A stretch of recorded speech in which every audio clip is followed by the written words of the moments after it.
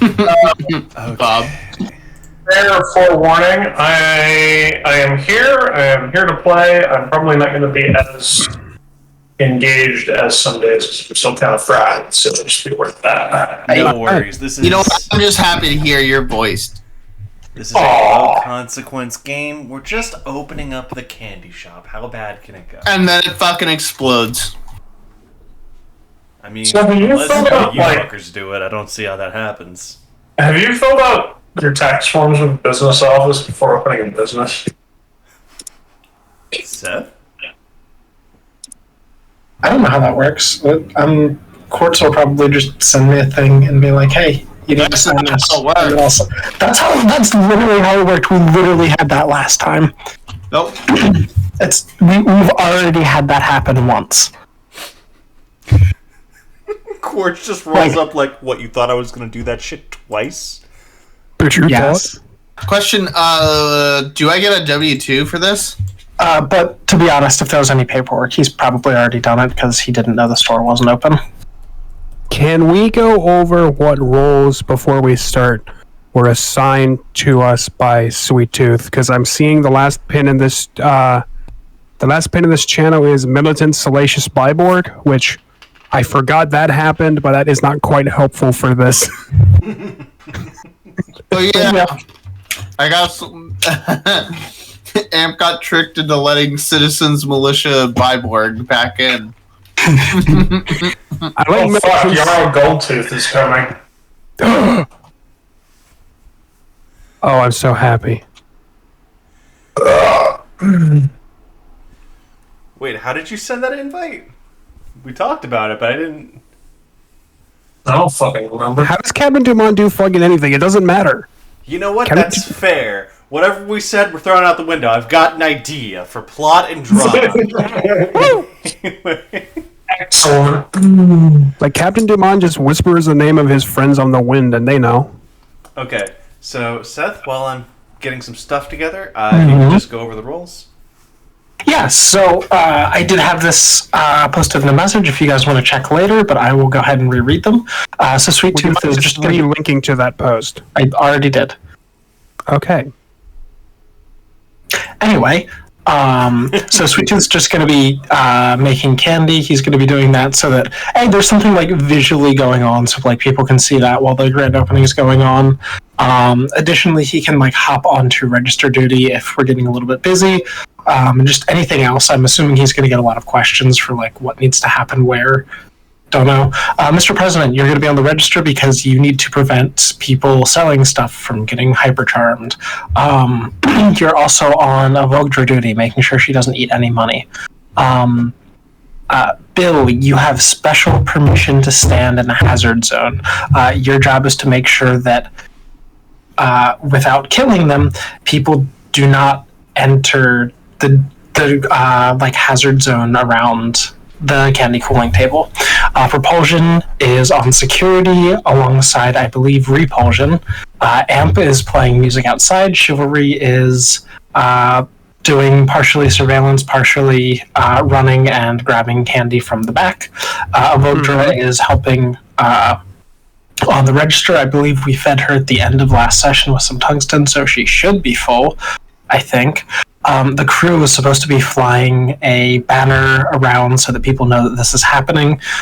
Fisher is fishing. That's very important.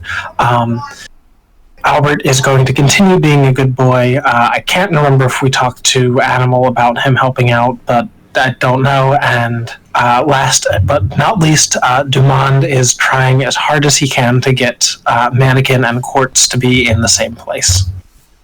Okay.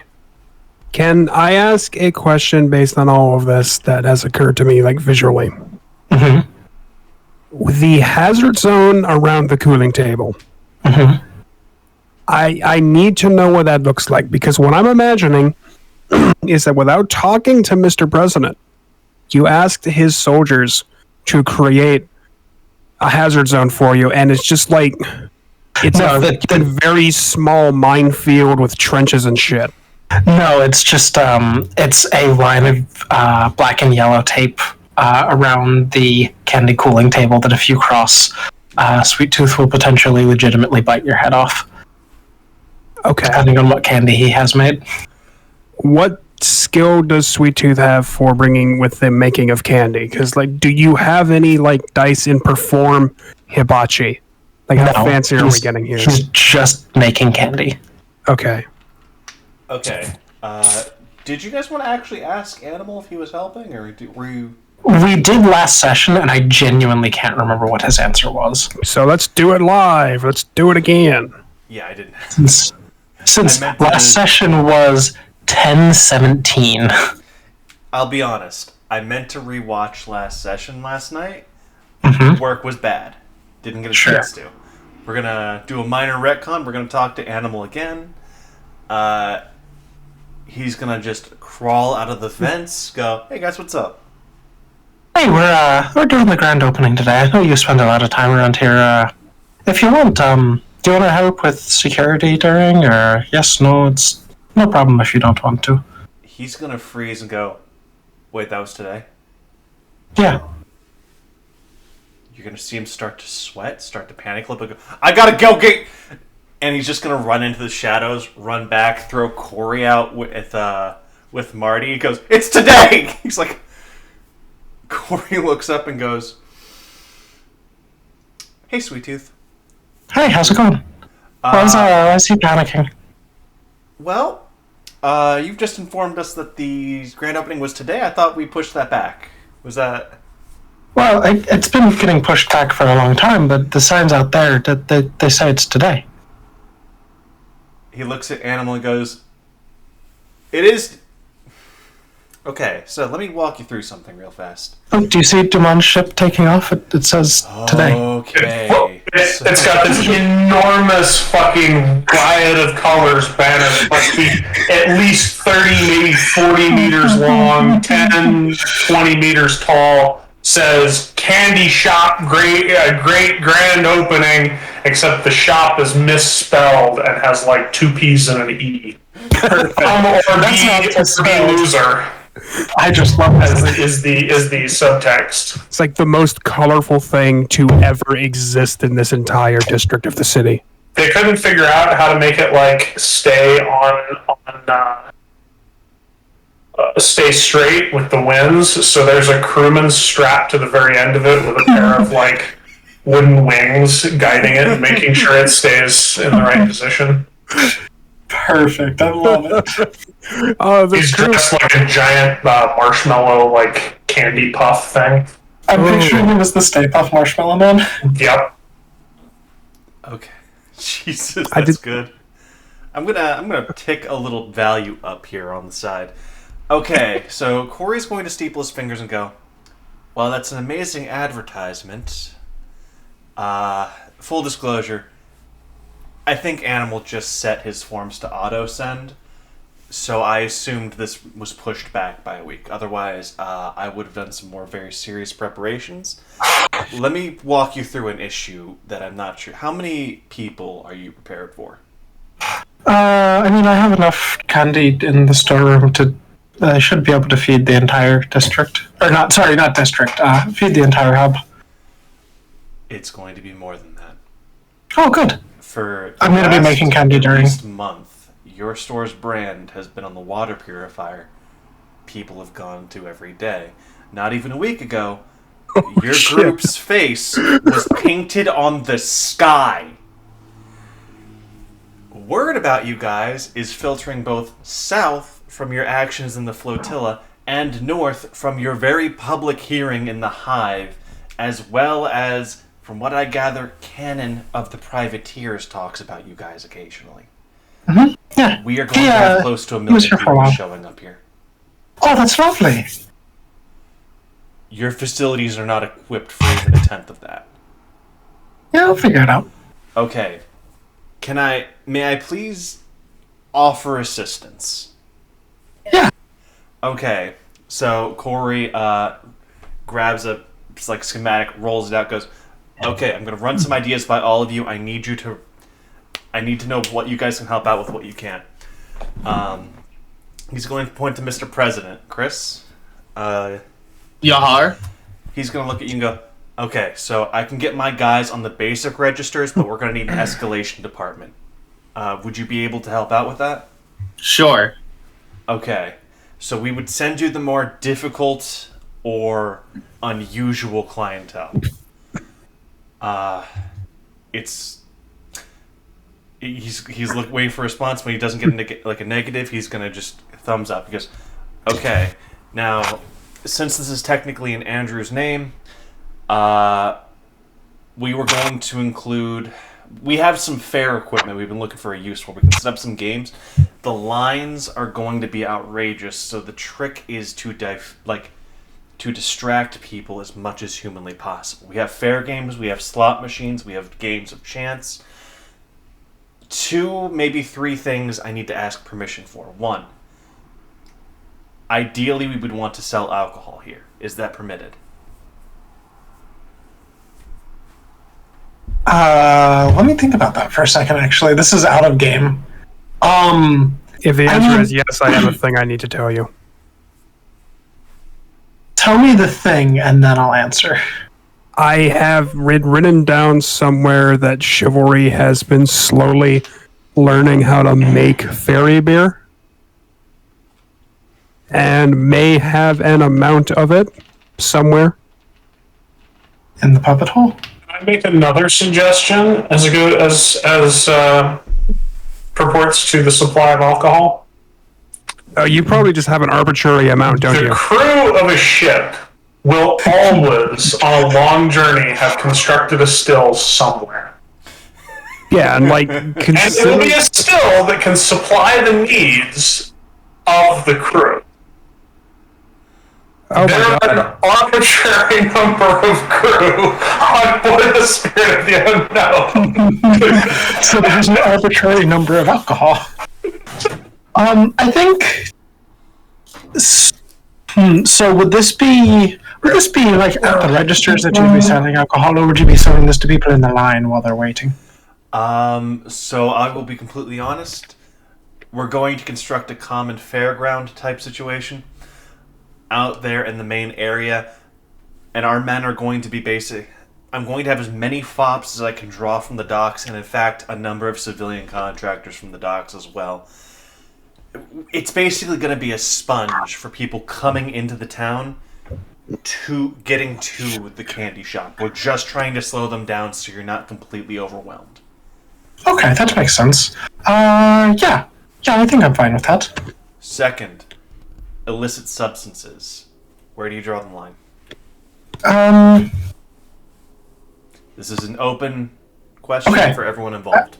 I would like 2 things. One, I would like you, Corey, to define illicit, and then I would like Animal to define illicit. Corey defers to his expert. Animal's going to go, okay, so... No. I want both of you to define it for yourself. Corey's going to think for a second, go, any potentially hazardous imbibement or means of chemical escapism taken for the pursuit of, a generally good time. Animal's going to slap the table and go, drugs!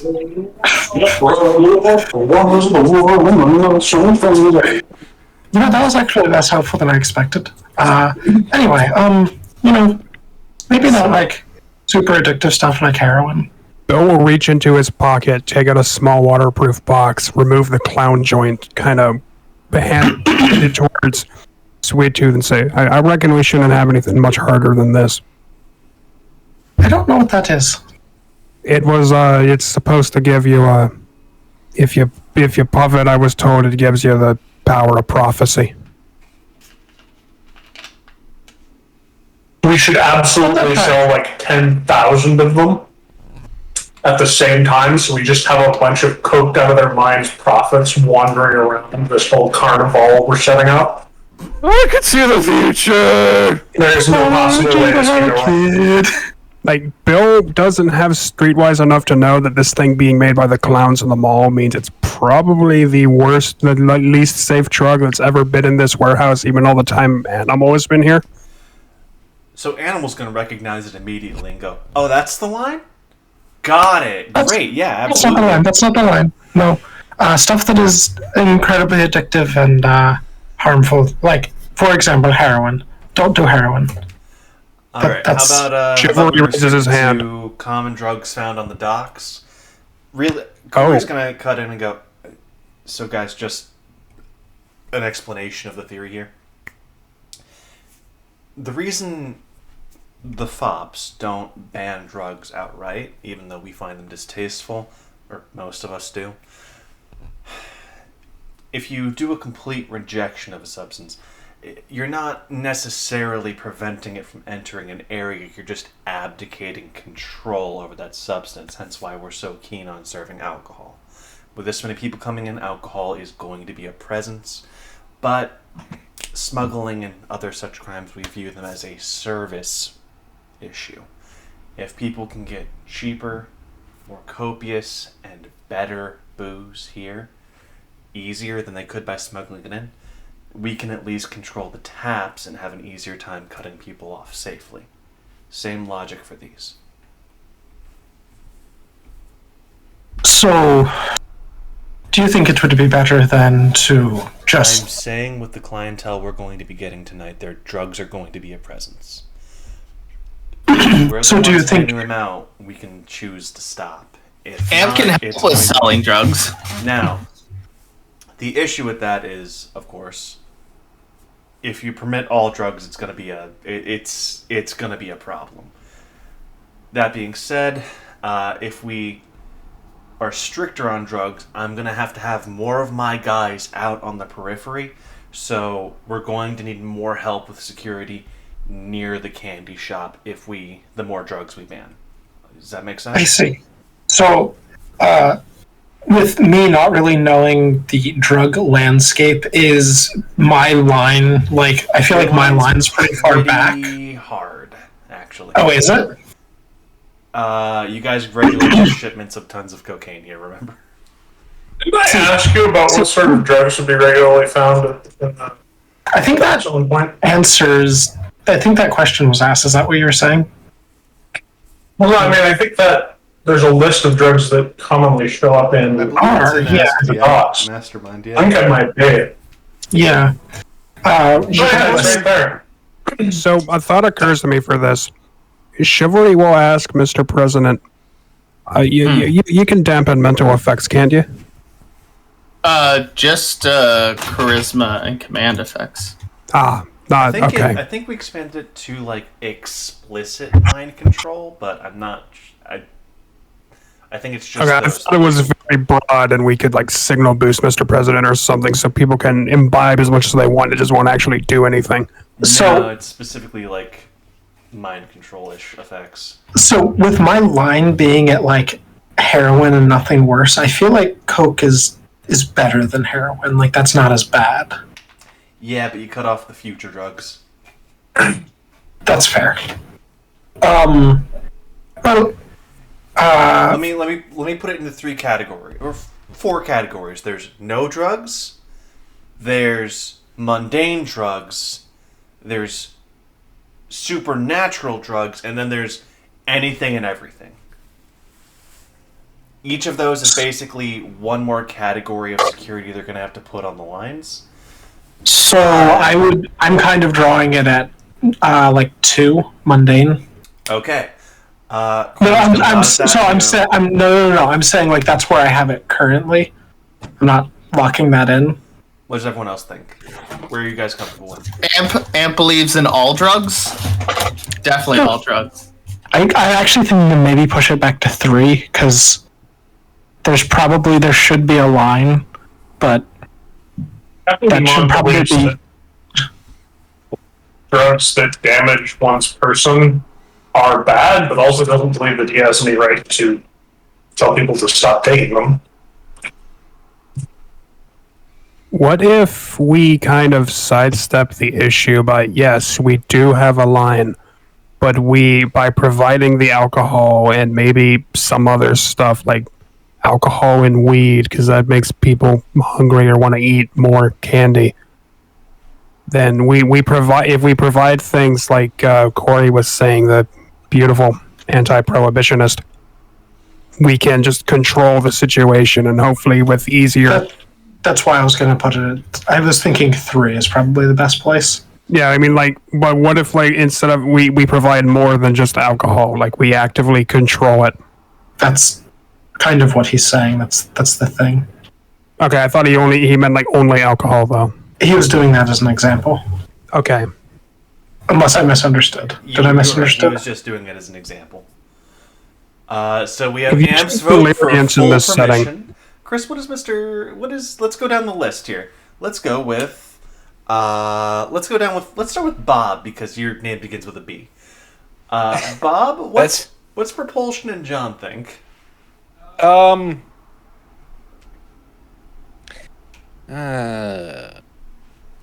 John's great.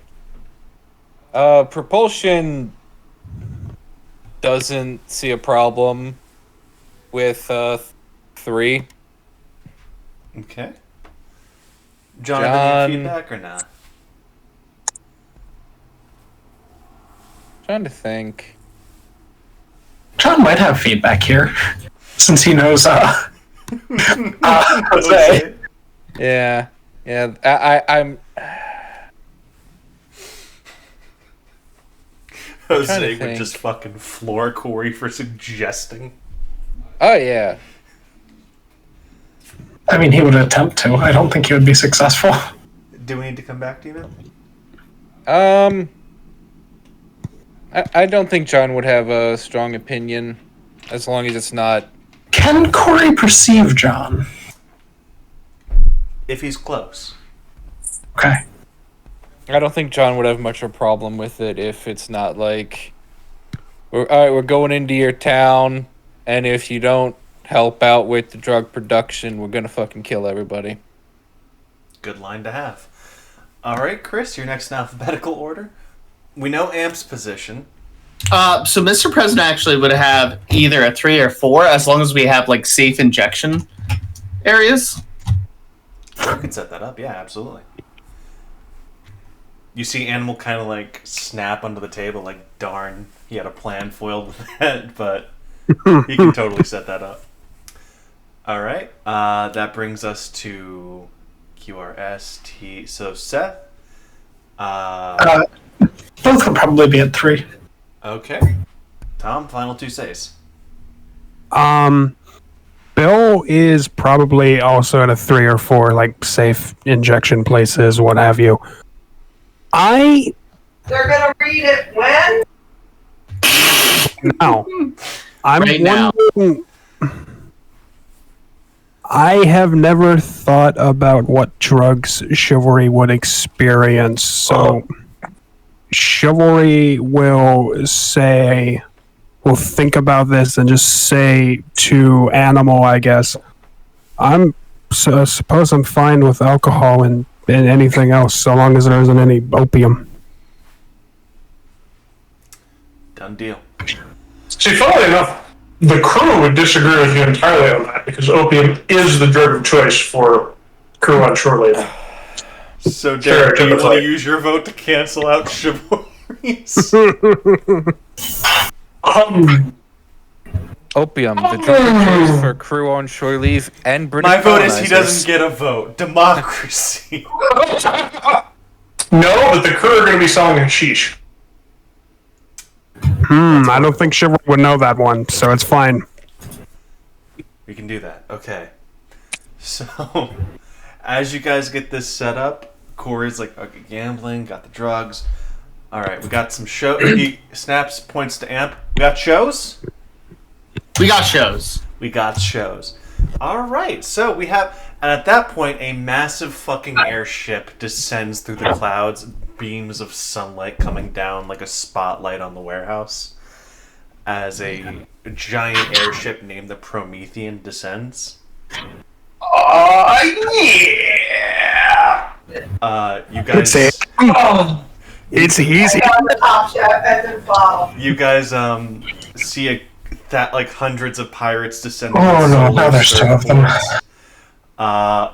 A man 8 feet tall just jumps from the bow of the ship, lands. He has a single giant gold tooth pointing up from the bottom of his jaw. His eyes are blazing suns in his socket, and goes, "All right, men, pillage then!" But where is everyone?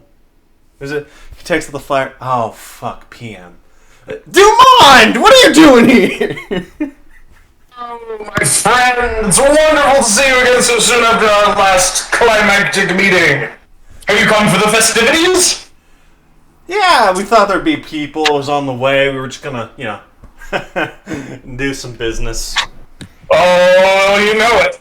Yeah, you're only a little bit early, but should be a good time. All sorts of drugs, alcohol, candy that gives you superpowers. They do all sorts of exciting things around here. Are we allowed to sell drugs here? I don't see why not. Talk to the man in the nice hat. He's helping run the event, and I would like you to run that by him before just assuming that that's okay. So as Sounds like a good Dread time. Admiral Yarrow Goldtooth looks for the man with the nice hat, he's gonna go right past Corey, focus on a man in the far distance, and go, Nope, sorry. AJ! My opinion of nice hat. Nope, wrong one. No, but look at it. This man's nice hat. He gestures to a man in the distance. You notice Erasure walking away with a bag of Cajun food. No, right here, and I'm gonna direct him towards Corey. I know that it's not good enough for Erasure, and I have this image of Erasure walking down the street with takeout from Popeyes. Good enough for Erasure if he's desperate. So Charlie does notice something. Erasure noticed his name being called and has turned around. He is walking towards the candy shop. Okay. Oh boy.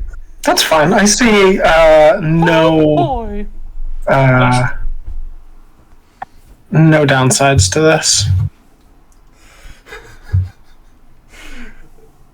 I would like. Sir, what's up?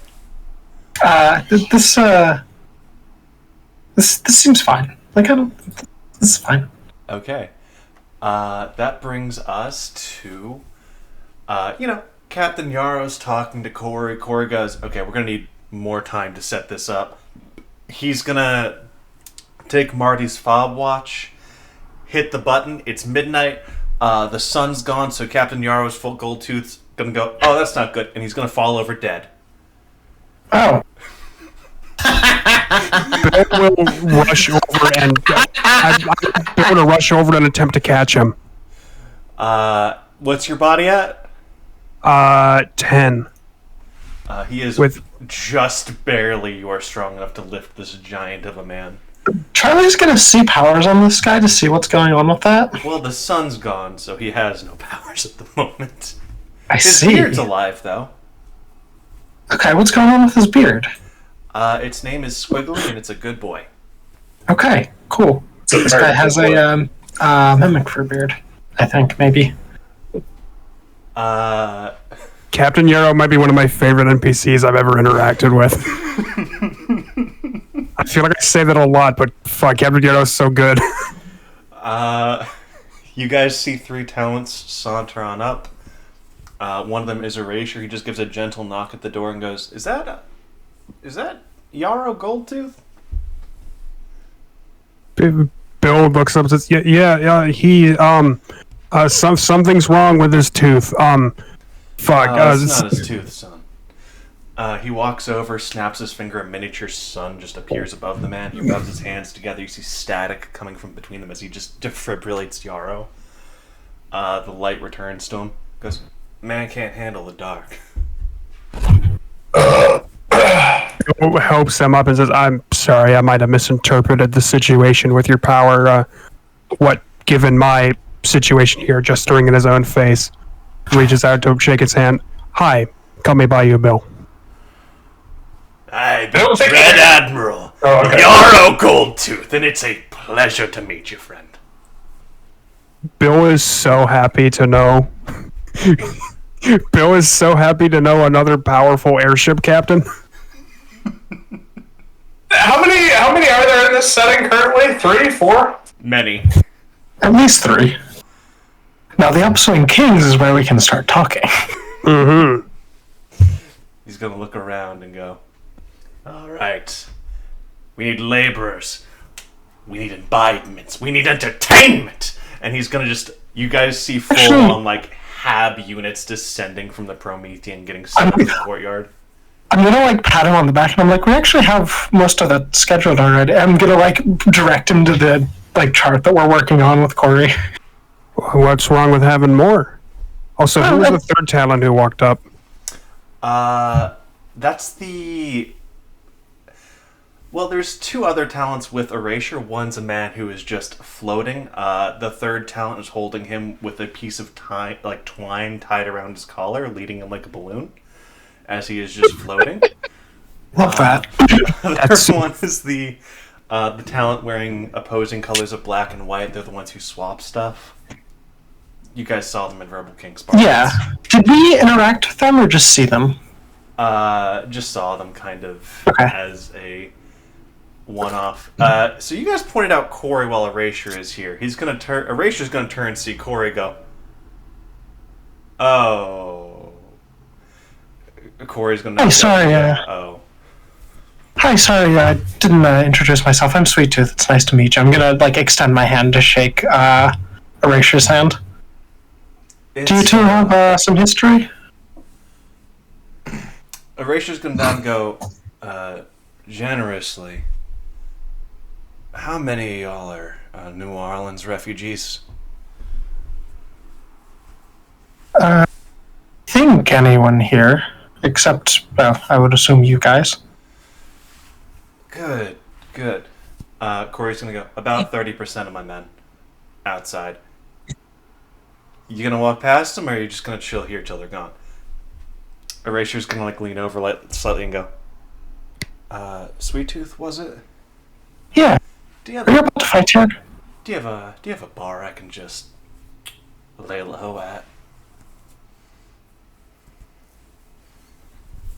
Sweet Tooth's gonna like steeple his fingers and think about this for a second. So, like, I can tell you where Chivalry was building his still, if we want to offer that. Erasure won't like it, but it's definitely an option.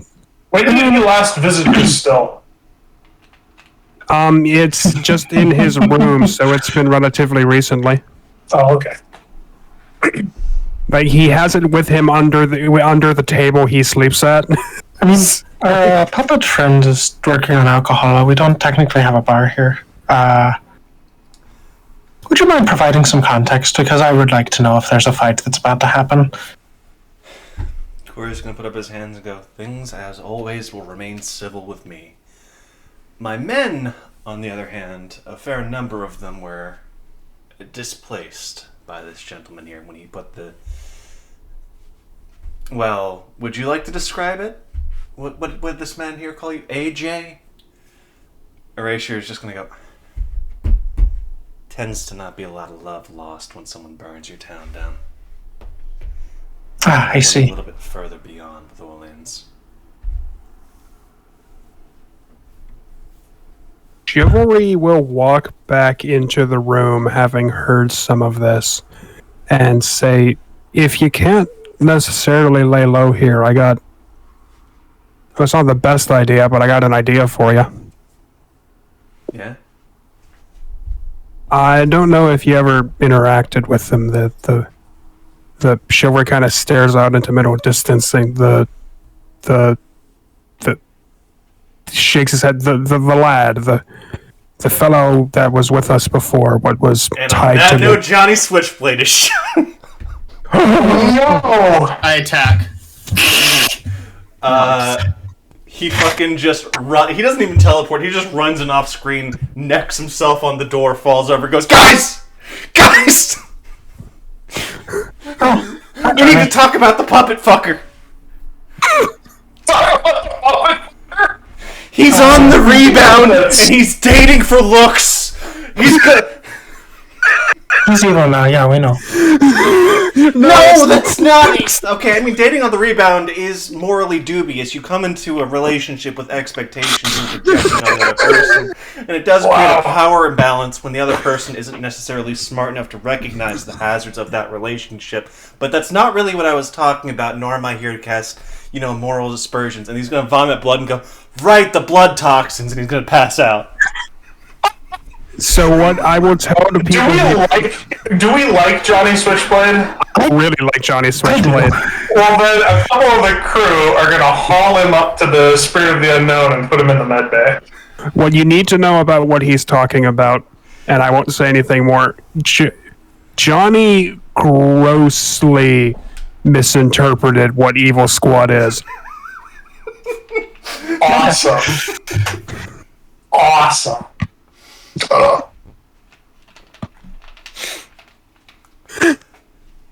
Great. How did he back here that fast? What the fuck? I mean, I think we've seen him teleport before. That wouldn't necessarily help. Anyway, Phenomenal. that was strange. Anyway, I think you got a sample of the Cajun flavored candy, Mr. Erasure. Is it good? I haven't had much experience or feedback with that flavor. You know, if we want to talk after... God, dude. If we want to talk afterwards, that's totally fine. I'm going to take Yarrow here, and we're going to just follow the puppet here. Yeah, as Chivalry leads them off, he'll start talking about how the lad had created a large amount of clothing, and while it is somewhat awkward, we might be able to find something that fits Erasure that obscures him enough that he could maybe even walk around outside without being noticed. Erasure's not going to go for that part. He likes his digs. He's just going to chill. Okay. That being said, That's he is what I going to ask and expected. go, so, the purple guy over there was talking about a puppet fucker? Were you the other half of that equation, or... So, it was a common thing the lad was called when he was in high school and carrying a College fucking too. puppet. You went to high school together? Okay, it's quite complicated actually. You want to sit down somewhere? Yeah, I'll make us some old fashions. And we're going to cut... Yeah. Chivalry's gonna explain his life story to fucking Erasure for the next 6 hours. Chivalry has a job to do. Thank you very much. Alright, It's fast enough he could probably be in 2 places at the same time. Corey's also going to point out another issue. You physically don't have enough candy to serve everyone, so we're going to have to put... Easiest solution would be like a cover charge to get into the candy shop, but that's not great for maximizing rep. You can also put the soldiers to work because they have multiple actions on. Can they assist me in making candy? Tell you what, I'm going to say they can help you get the raw materials. Okay. So they'll speed you up a bit, quite a bit, but you're going so to let me need be- talent to help you make the actual crafting rolls. I will say, with me asking if they can help me make candy, this is not with any expectation that they would be able to help me make powered candy faster. Oh, just no, of course not. they. Yeah, absolutely Okay. not. I just wanted to be clear in case that was a consideration that. Yeah. No, but it is going to massively increase your efficiency. Don't worry about that. Okay. It's just you may need more than one person making crafting checks. They Especially have 6 hard dice and multiple action. If that helps. It helps help. immensely. It's Okay. He's going to be making months of candy in one check. Woo! And would this be with my power dice? It would be normal. The powers would get a little bit iffy. It would be like you could do like a day, I guess, in like a couple minutes. No, I'm just saying, like the talents, like dice pool. Oh yeah. You could just roll that if you want to. It's all the same. Now, that raises the question of who do you guys have or know who you would want on that candy table besides Sweet Tooth? I have a second. So I have a question that dates a while back. Yeah. I want to, with Charlie, do a quick survey of the town and see if the kid's here. Because canonically, he has helped me make candy before, and I trust him. Let me make a roll. I'm going to make a streetwise check for the kid to see if he's heard about the grand opening. This is retroactive. All right, that's 2 2s. I'm gonna say, you know what? With the amount of advertisement you guys have done just incidentally, I'm gonna say the kid's in town making his way over to you guys. Perfect. Sorry if you hadn't planned for him being here. That's just the first person I thought of because he's helped me before. All right. So I'll have the kid. He may come up, he may not. I haven't prepped anything for him, but Sure. Yeah. What happened to the doctor who was with HubSquad right when I joined? He kind of dipped. He dipped. He does not stick around long. Okay. He basically, if I understand correctly, he shows up right before disasters happen, Pretty heals much. people during the disaster, and then leaves. So he's like the anti-Mothman? Pretty much. Pretty much, yeah. All right. I don't know how he's got a knack for the disasters happening, but he do. Just fucking follows him, really. Okay, so that brings us to the opening stages of the grand opening. Now, you guys have enough connections between, like, the Fops to Cosma and now Yarrow. You guys actually don't need to make any rolls or help out with the setup. That's covered. That's good. And how many, like, fucking circus tents are opening around here? Like, At least 3 dozen. They For are a million- repurposing entire skyscrapers. for a million people, how big does this event have to be? Very. Well, we It's a have a million crew. people. Captain Yarrow's crew alone is like 600 people just working on staffing, and the FOPs are thousands. I'm imagining, like, one of the attractions here is a roller coaster, but the line of cars is as long as a normal freight train. So, just to understand, there's a break in the line where to get further in the line, you ride the roller coaster, it drops you off at a different spot than you get on, and that's just where the line continues. When Bill hears Sweet Tooth positing that's how it should work, he's going to say, calm down, Wonka, and then keep walking. Okay. So that's going to bring us to our first wave of people rolling in. All right. Let me do some rolls. Let me see who the first couple people to show up are. Okay, so first things first. One note about setup, though, is Amp. You see an 8-foot tall demon, red skin, mottled stone, a flaming crown in place of a head, going, "Hey there, you Amp? Yeah. Howdy, neighbor. My name's Trigor." Trigon? Trigor. Okay, Trigon, what's up? Okay, that hurts my feelings. And you're really mean, but I have some wire here, and I can help with, like, setup of amps and stuff. I'm an you guys have helped me out in the past. Oh, sure. So you notice he has, like, spools of sanctified holy wire from when the church tried to trap him, and he interpreted it as a gift. What a guy. Do you accept his help completely, or? I mean, obviously. All right, I will make a note about that. You now have a sanctified amplifier. Which really rolls in well with the first group I rolled to show up. You guys see the earth split open, the green flames of hell break forth. Trigor goes, "Oh, hey, look who showed up," as Carrie Ling arrives from the infernal pit. Is that Harry fucking Ling? Yeah, it's Carrie fucking Ling. And look who's with him. You see Elvis, Abbott Costello. You see Frank Sinatra in the Rat Pack, though the Rat Pack is just 6 suits full of rats. You see Miles Davis and Louis Armstrong. You see Sheriff Black. Oh, no. Come on out. And you see a figure run up. Immediately stopped laughing. You see a figure run up, kidney punch Carrie Ling, run into the forming crowd as Quake. Someone left a gate open in hell, and Quake has darted out like a fucking cat.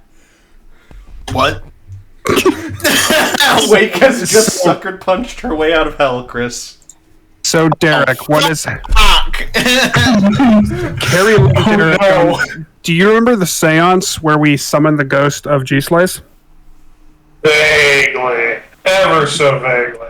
When we communicated with Hell, we found that G-Slice was on the Carrie Ling show, which is a talk show where I guess Carrie Ling talks to every dead person ever on a talk show forever.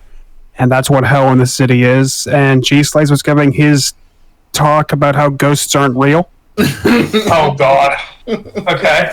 And I know Carrie Ling very well because I hold that the Carrie Ling joke.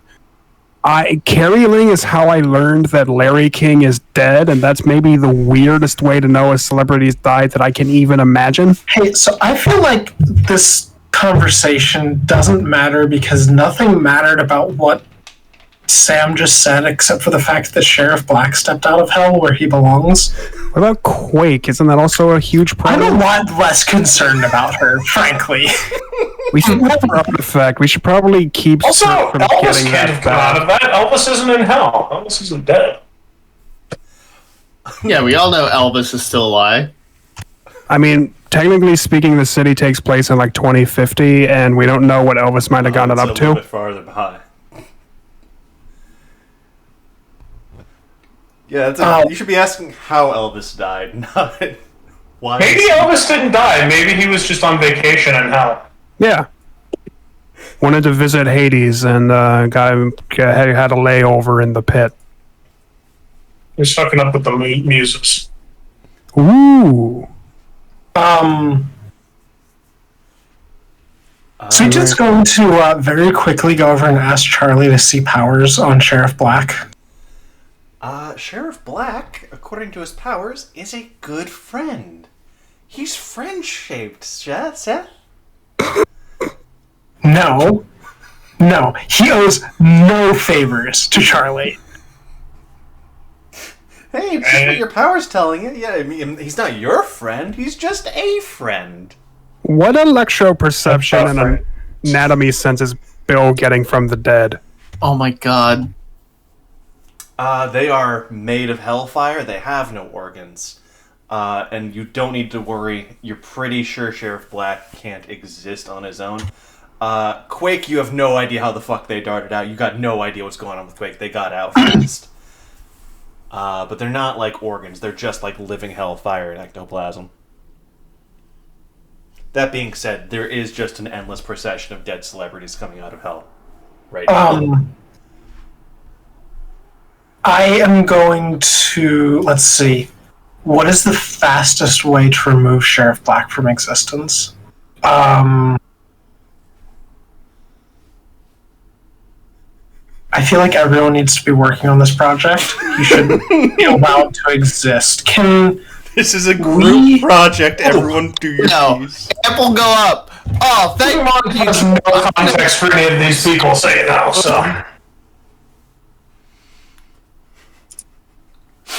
Quake was Chris's character before I joined. Quake was a bad guy. Phenomenally evil, sold people into slavery and shit.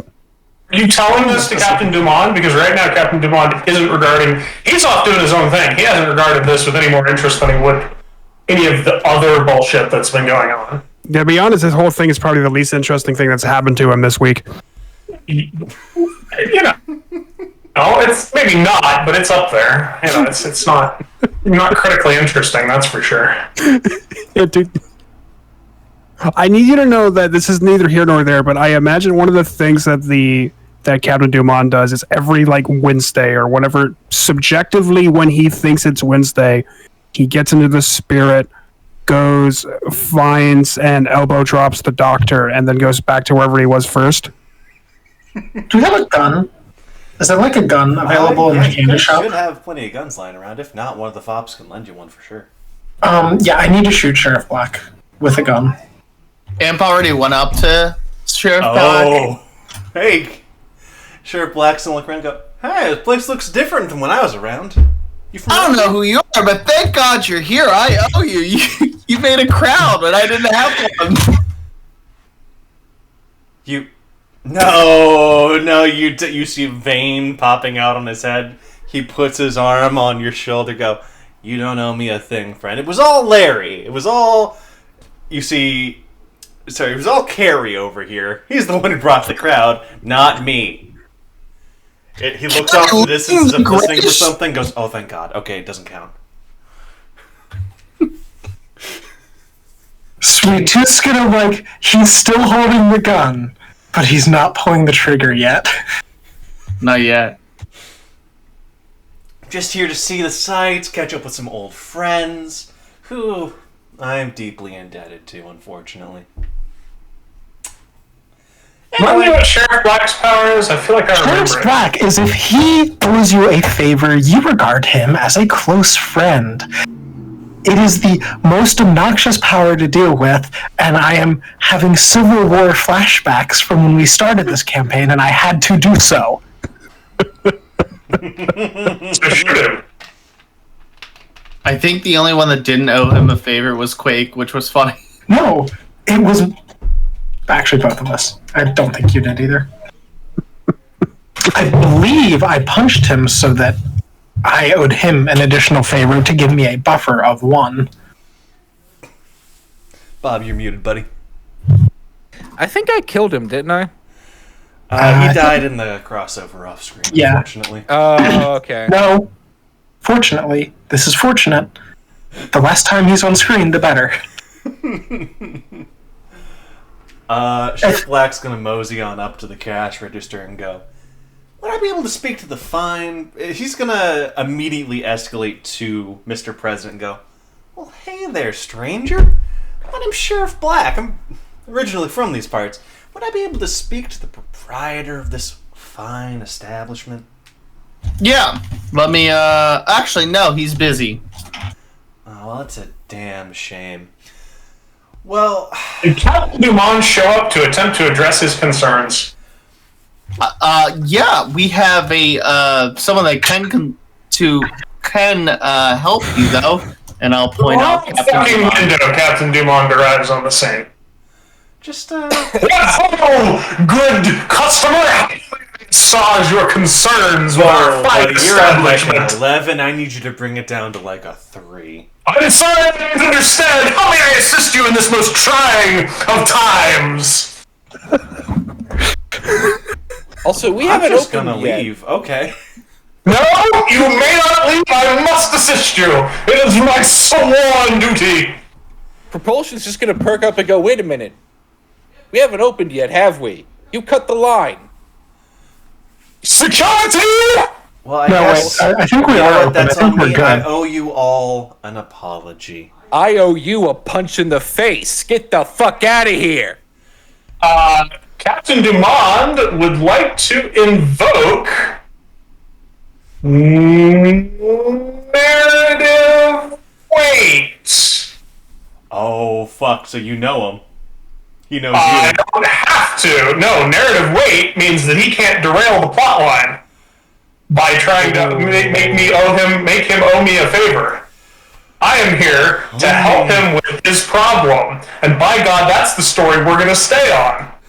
Sheriff Black's gonna look mortified as his power for once fails and he loses a willpower. I mean, also, he wouldn't owe me anything.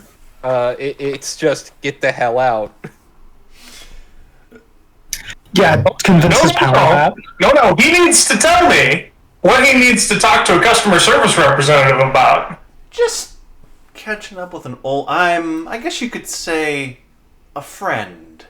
Of the No, prior. we're not friends. We're not friends, Black. What do you want? Friends. We have customers and we have service providers, and right now you're a customer, so by God, sir, you will tell me what you want to buy.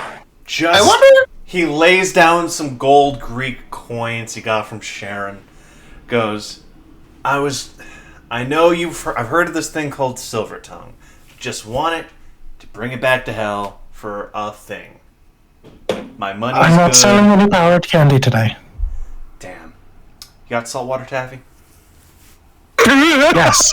You will slam down a bucket of saltwater taffy. The finest in the land, sir. You will be satisfied. Excellent. I need He's actually exactly right. 66 pieces.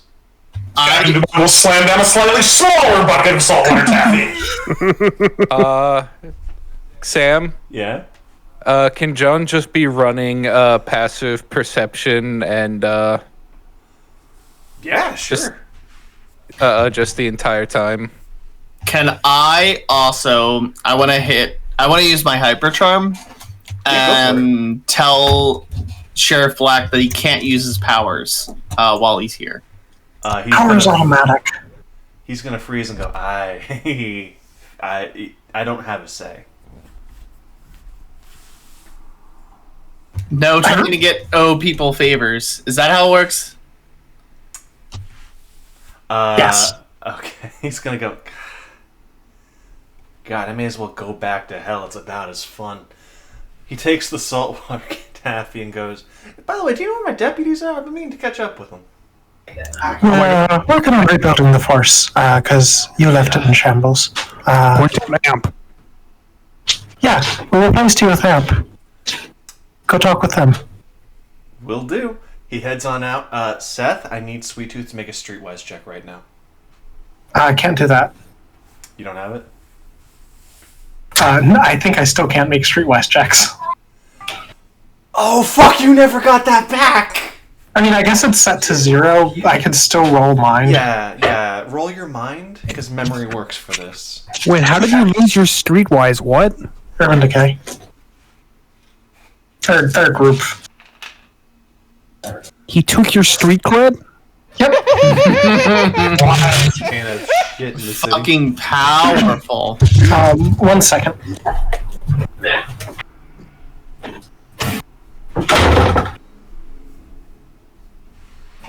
Okay. I did not get any matches. You feel like you remember something about, like, an important caveat about Sheriff Black, but I mean, Mr. President said he can't try and get people to owe him favors or anything like that, so it's probably safe. Anyway, he goes on out, walks right past Amp, and just walks into the city. I will never assume it's... Okay, I'm shooting him. Actually, no, I'm going to politely ask the people who are actually good at shooting to shoot him, because Sweet Tooth's going to, like, try and aim the gun, and, like, oh, no, I can't do that. Then How get the far other away two. from Bill is he right now? He's in range. Wait. Okay, I'd like Wait. Bill to try and bite him since Sweet Tooth's... Bob, you This said, is the- what's up? Can we call Wolf's group? I don't think they could do anything because hell is part of the setting. But is it a part of the city? Yeah, I think so. Or at least Carrie Link's thing seems to be. I also want Bill to bite someone because this is the first time I think he's ever seen someone, Sweet Tooth, be both mad during a candy transaction and also go to violence as step 1. Oh, see, we're way past step 1 with Sheriff Black. He's already had the other steps. So may I roll for the Fang? Go for it, absolutely.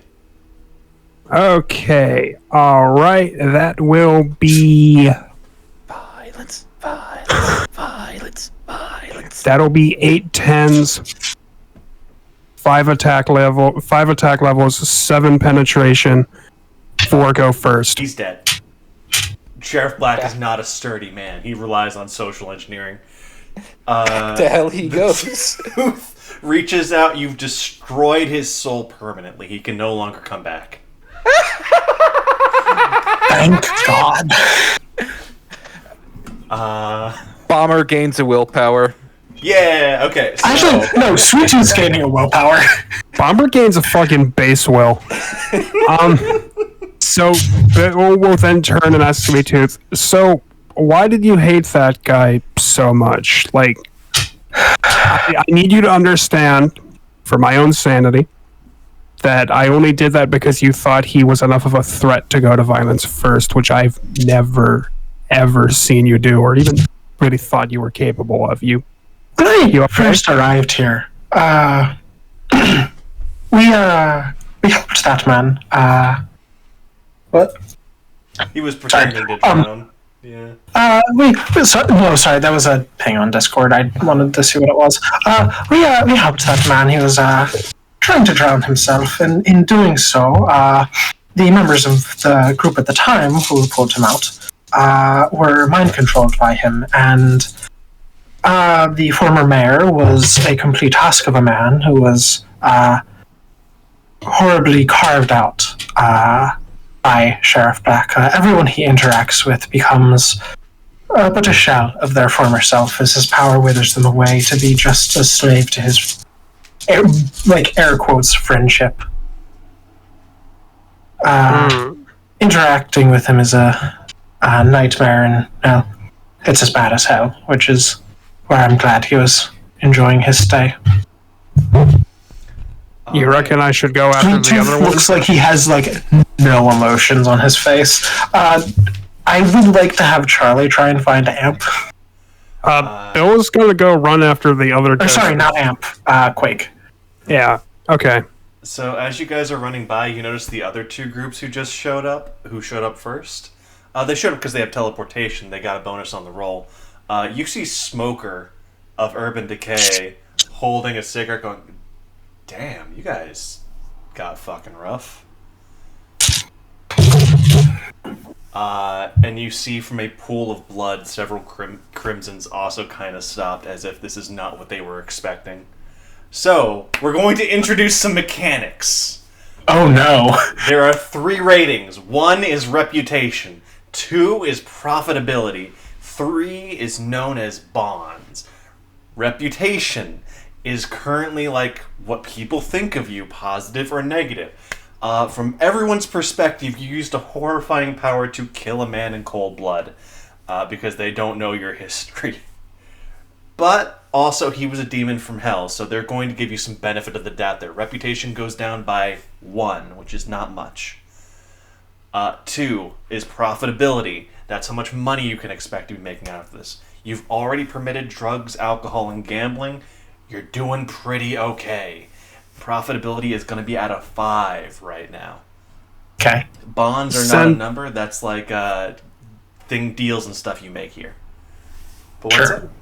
Since Bill's the one who used the power, can I attempt to say something to him, get the reputation back? You'll have to make a persuasion check, but yeah, sure.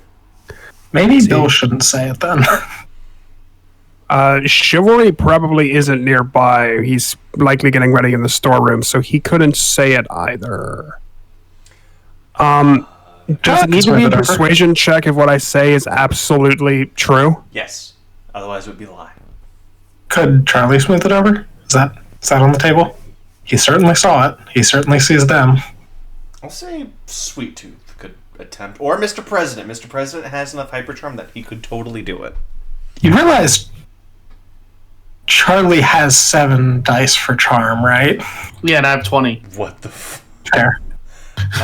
You mean for Would you like to charm? make it? I will Sorry, make it, persuasion, but yeah. I don't want to take over all the social situations. Hey, whoever you guys want to do this. Yeah, I'm just asking more of everyone else. Well, so the thing is I don't want to hyper charm these people. Yeah, I was only doing it because Right. I don't think there's a reason that Bill wouldn't have been able to hear this conversation about why. Alright, then you do it, Charlie. Yeah, just seeing that they were put off by that a little bit. I'll just kind of go over and explain to them, hey, sorry, that looked rough. He has a history of,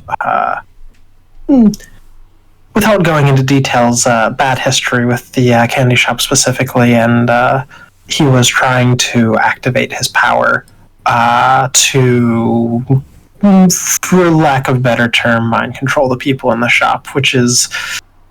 Charlie's not going to say anything, he's just going to do hands up and down thing.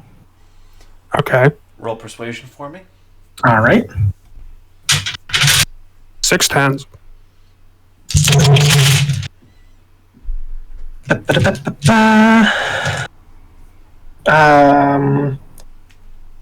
That is going to be 2 9s.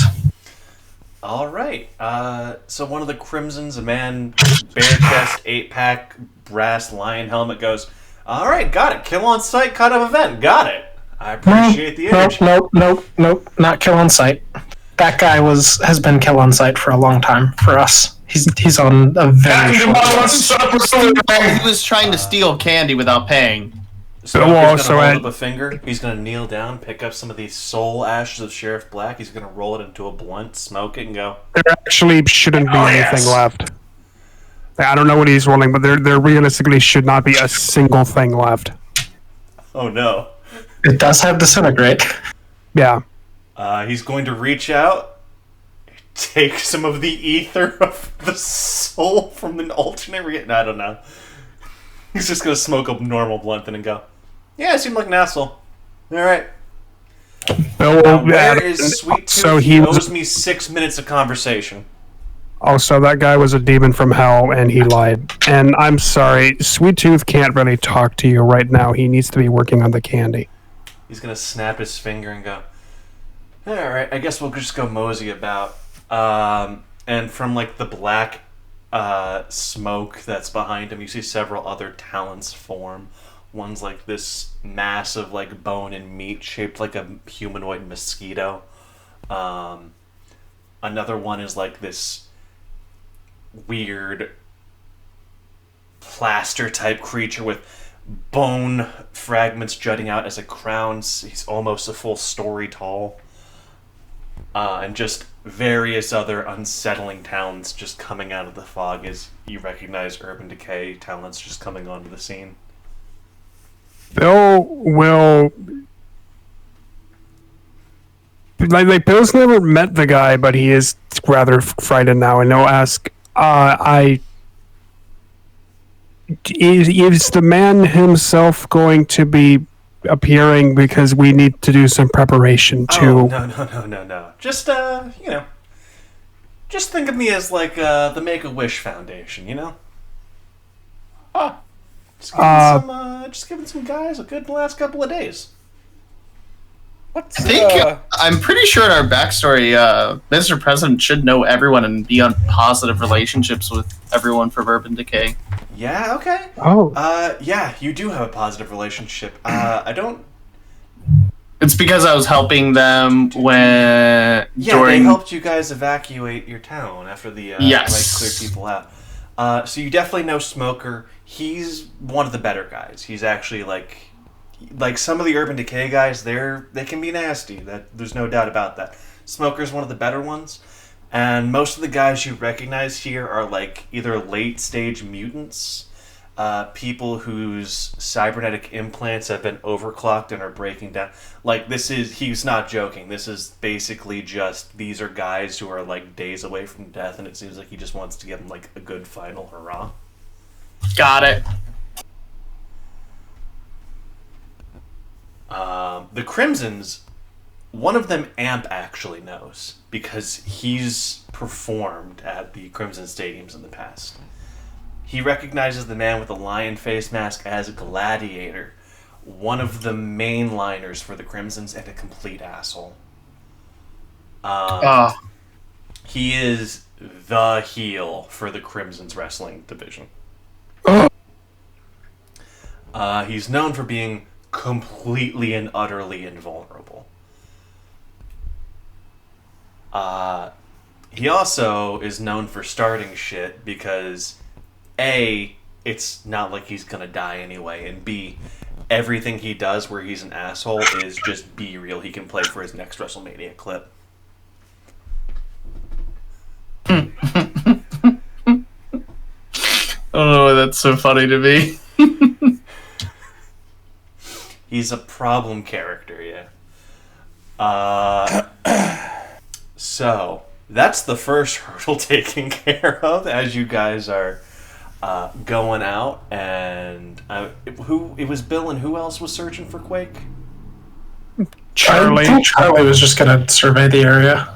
I mean, Bill will probably go back to the candy cooling table shortly if he can't find Quake in short order. Alright.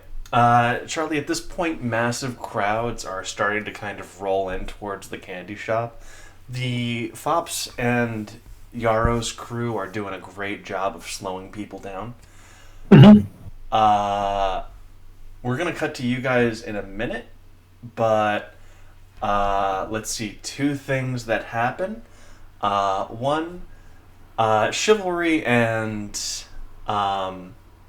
Erasure are sitting at the Fairy Beer still. He's listening intently to your backstory. For the purposes of this, the only backstory Chivalry is sharing in this context is his life with Avery and some very wide, non-specific details about his personal backstory Got it. for the purposes of the weird-ass flaws on Chivalry's archetype. So this is going to be a joint scene between you and Bob.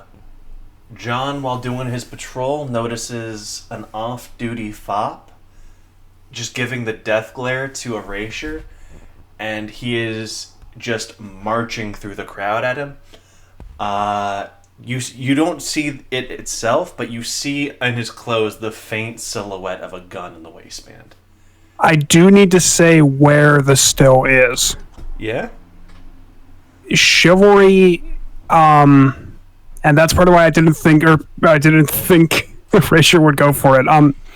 Chivalry sleeps or he rests underneath the table that Avery uses as a cutting table for fabric.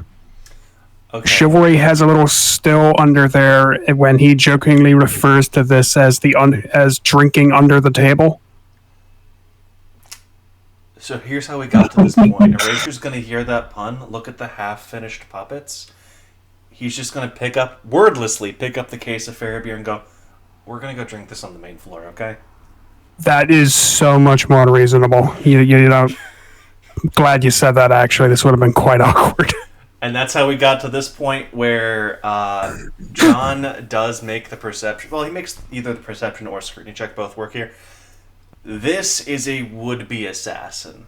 Now, the main issue is this man's also a fop who is an associated group. If you're going to take him down, you need to do it in a way that doesn't draw attention.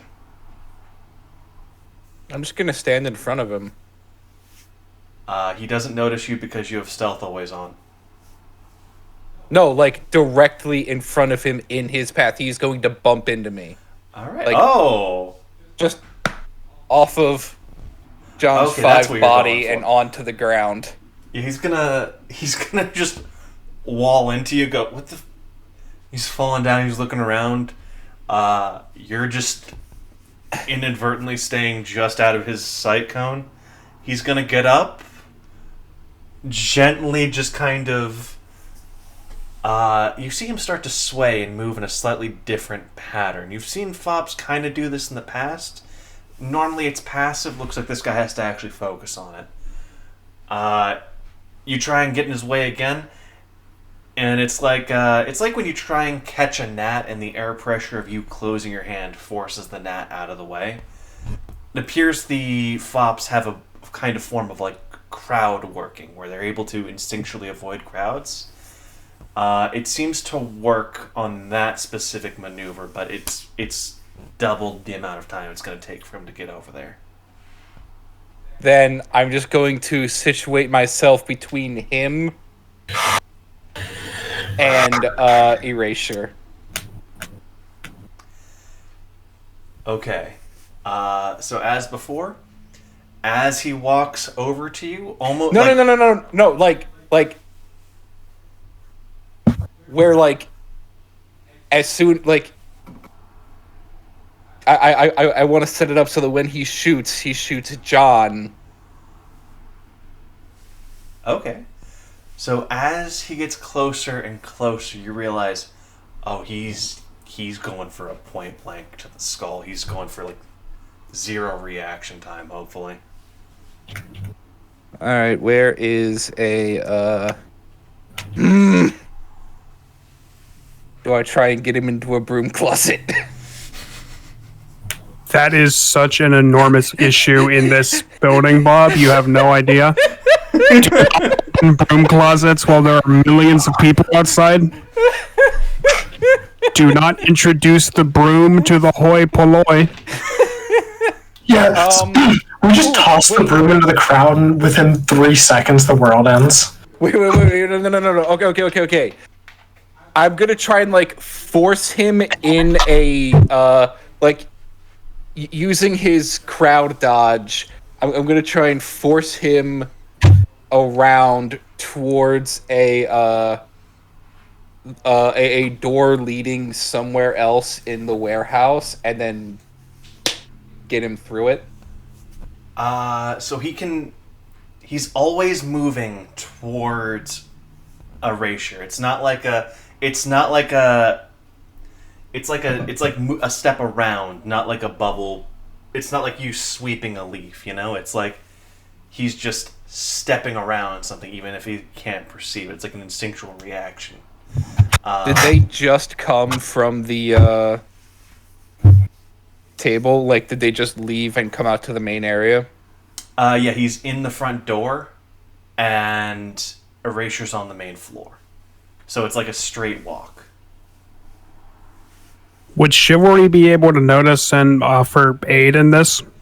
I'm going to say, you know what? It's been a few rounds. You can make a perception check. All right. It's going to be opposed to his stealth, though. My stealth or his stealth? The fop's stealth. Okay. Okay. Load faster, damn you. Ooh, 210. All right, he got 2 8s. So you notice him. So John getting in the way bought you enough time to notice this man working his way through the crowd and lions swarming. If you hadn't slowed him down, he would have been here already. But this man gets to about like 2 paces of Erasure, and you notice his hand starting to go behind his back, and you realize something's up. Okay, how would Chivalry deal with this? Okay, he's 2 paces away from Erasure. I'm still in front of him. Denied. Not in this house. What do I roll to attempt to disarm?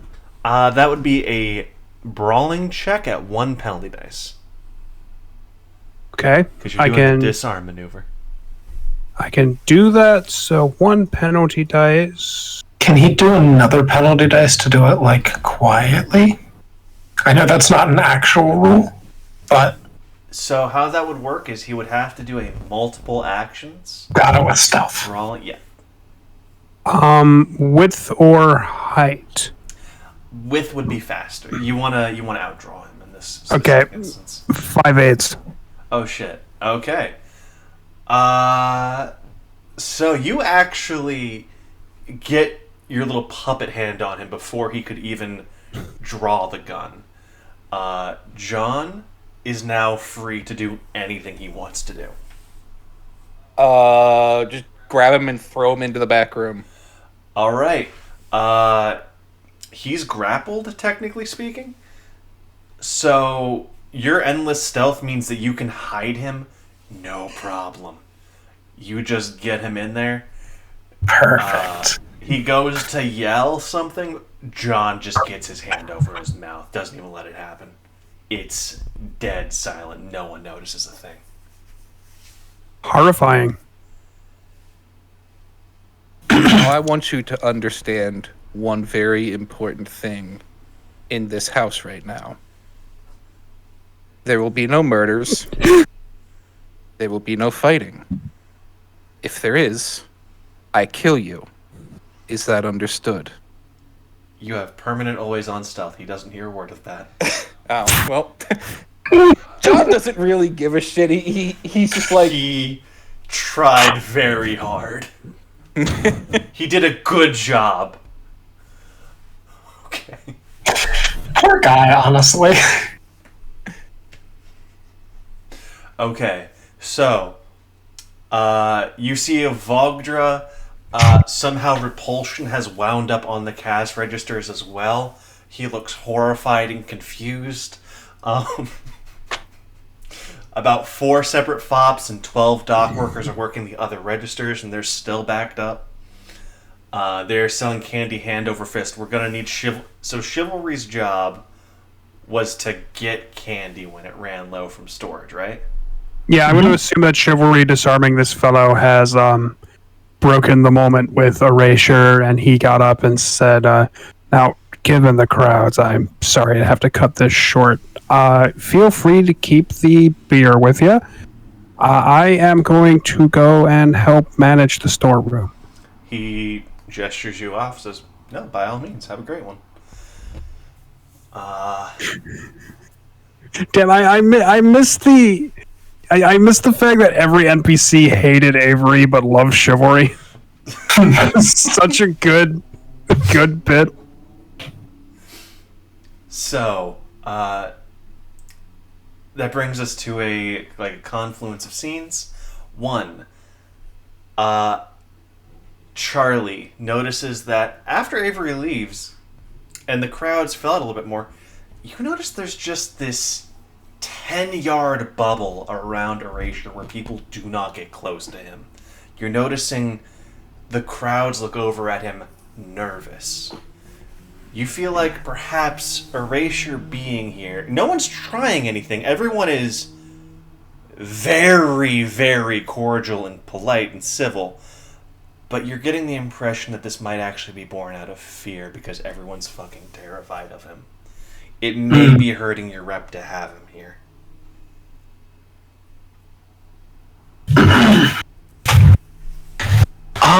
So let's see. What are the other bars in the hub? I'm not sending him to Chernov's bar.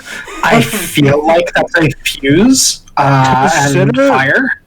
Instead of a bar, why don't we offer to send him to the quietest part of this event? Which is? Go drink beer and fish with Fisher? I don't know how Fisher would feel about that, but Fisher seems to be a pretty agreeable fellow for town. From Charlie's point of view, Erasure was pretty... Did he seem talkative? He was mostly quiet. He was just listening to Chivalry kind of explain his thing. He's not, incredibly extroverted, but he's not, hostile or anything. Yeah.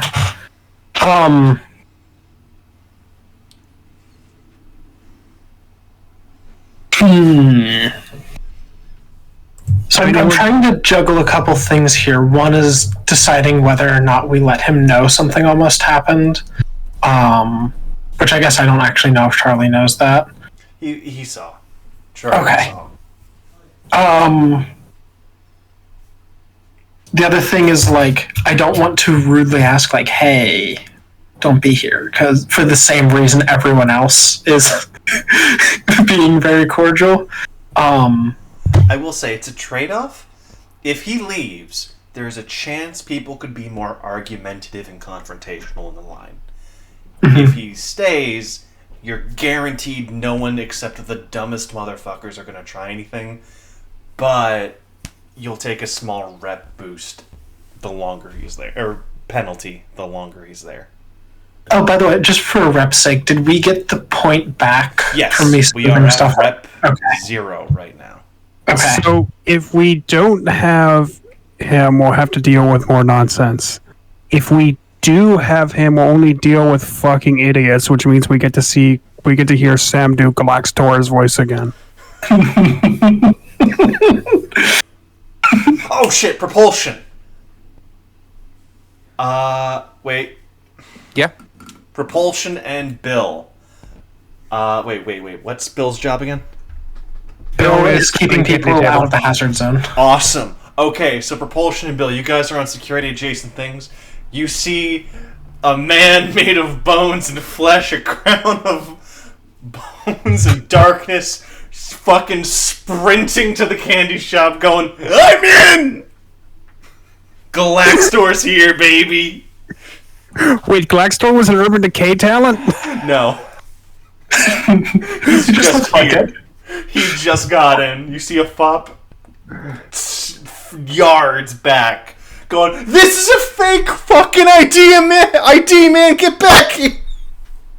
Bill is going to stomp up to this man as fast as he possibly can and just stand right in front of him like, hello, Galaxtor. No!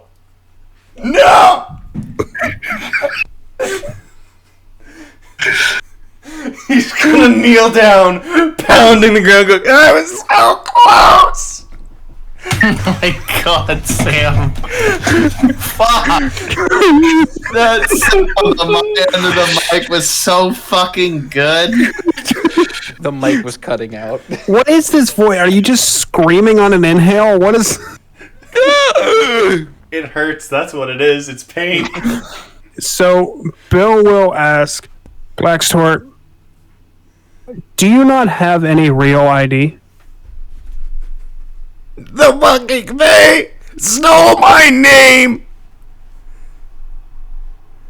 Okay, I need to say Shit in Albuquerque. I need to ask you. I was legitimately pained. I need to ask you, Sam. Did he say that the Fae stole his name? Is that what he said? Yes. Okay. Okay. The Fae stole my name. Can't have shit in Albuquerque. Okay, that was going in quotes. Bill. Now that I can understand that. Bill will yell out, Chivalry, are you in a position to help me for a moment? We're gonna cut back to Chivalry in a minute. Chivalry is desperately needed to get into the storeroom to get the candy. Okay, that's a damn shame because Chivalry might be able to help this guy get his fucking name back. That's a real shame. Shit. Propulsion's gonna walk up to the fop. Why the fuck does he need an ID? Look, you see a scary 16-foot-tall bone man. You ask for ID. Okay. Instead, he gave me this bullshit immigration. He holds up like a fucking knot made out of meat and metal and chains. Just fucking screams in Yiddish. That's worthless. Bill will ask either way and say, but like I know who he is. I've seen him before. All right, we probably shouldn't let you enter completely because he's right. We cannot verify your identity. Would you like one of us to, however, send out what your order would be? Yeah, okay. Oh shit, that's actually a good idea. Order ahead. What would you like, Blackstore? And Bill will hand him a piece of paper that's like, I'm imagining like it's one of those unfolding roadmaps, but it just gets fucking enormous, and it's for everything that Sweet Tooth carries. Like 75,000 options. I released a new one at 75,001. Because my voice is giving out, he's going to order 120 feet of licorice rope. Oh, that's fine. I have that. That's just constantly.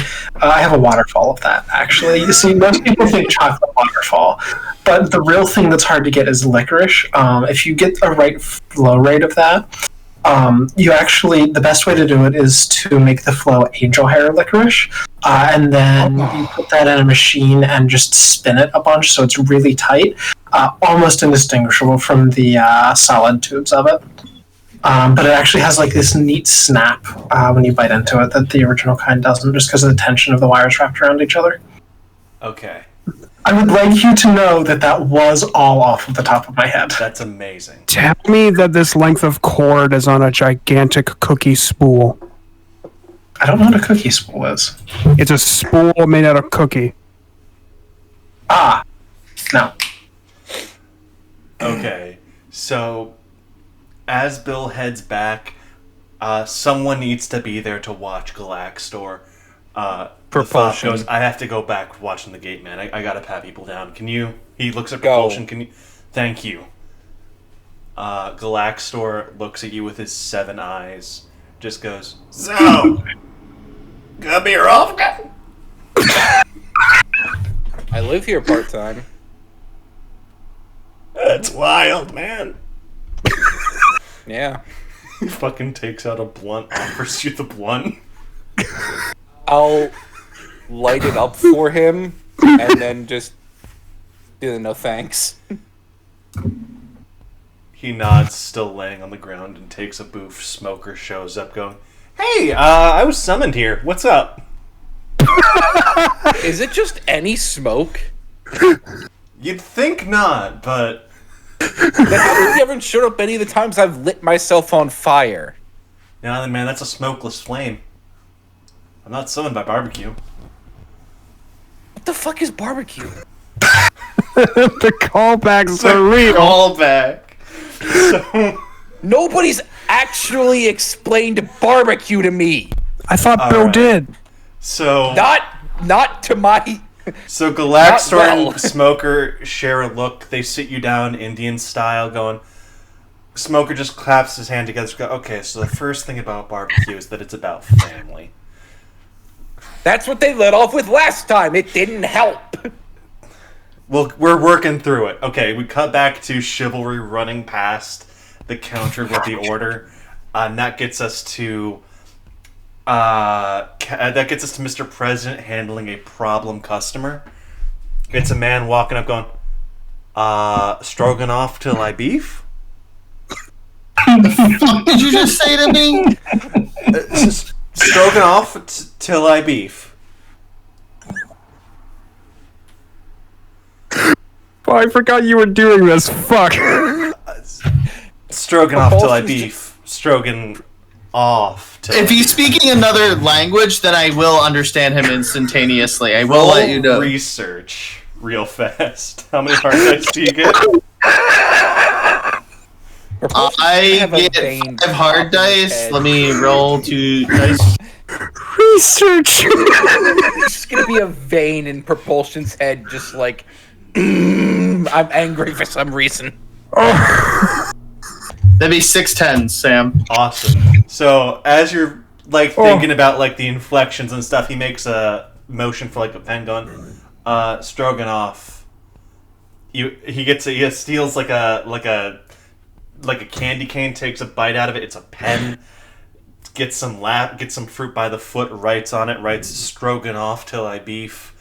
And you read it in perfect fucking English as, "Hey there, the Fae played a horrible fucking joke on me, and now this is all I can say. Do you guys sell saltwater taffy?" Yeah, I'll get some saltwater taffy for him and then tell him the price. It's Alright. a good thing that Chivalry is in the storeroom for all of this. This is like content I was not expecting. Awesome. He hands you 2 credits out of gratitude. Holy fuck. This man's fucking loaded. He doffs his hat, leaves, and a gentleman in flowing white robes, it's really just a really flowy t-shirt, tan skin, and like a dimple on his forehead goes, "That's wild. Hey there, my name's Captain Amazing. I'm looking for a friend of mine here. Sure. Looks exactly like a normal guy, like the averagest man you've ever seen. Sometimes responds to collateral. Is there collateral here? For the Yeah. PA system. Yeah, I tried that. Your friend is Let me your go collateral. He is at the to- desk. I'll take him to Charlie. He is safe but scared. Hi. God damn it, Tom! He's looking for an average-looking man. If he can help him with, maybe if he can give you a better description. Yeah, Figure like out- hair color, length, eyes, nose shape. But It's just an average-looking man. So those don't have consistent answers. Got it. He looks down for a second, and as you go to speak, Charlie, you feel a hand clasp over your mouth, and you feel a horrible stretching as space pulls thin as the Rune Mother pins you to a wall 8 rooms over. Goes, "Where's Oslo?" Hi. Where I out of game. Where did we put Oslo? Because Still I don't in the remember. canteen, I think. He's still in the canteen. We were waiting to I hear believe from the we- whalers. I believe, and I could be wrong, but when we knew they were planning on picking him up, we put them in Charlie's room. Okay, so Charlie would know where the canteen is. Is her mother still? Or her mother is her hand still over my mouth? No, she released it as soon as she asked, but we're Okay. going to cut at the dramatic point. Oh, Because of course we fucking do. Yeah. So as Mr. President and Captain Amazing look up, they just go, where the fuck did he go? I guess I'll help you look, and I'll help him look. Let me roll my. I couldn't impose. Wait. Maybe this would help. He taps Mr. President and clones you. So there are 2 Mr. Presidents now. Sorry, was that invasive? I cannot do that. That was invasive. That was quite invasive. Yeah. It's okay. It's not real quite yet. He snaps his fingers and you realize you were just seeing a projection of a possible future. Why don't you find the future where you found him? Unfortunately, that future will never happen. So I can't really do that. Oh, so there's no point in helping you find him? No, I am physically capable of finding him, but if I am searching through probable futures, basically the probability of me finding him is artificially so low that it will never come up as a likely future.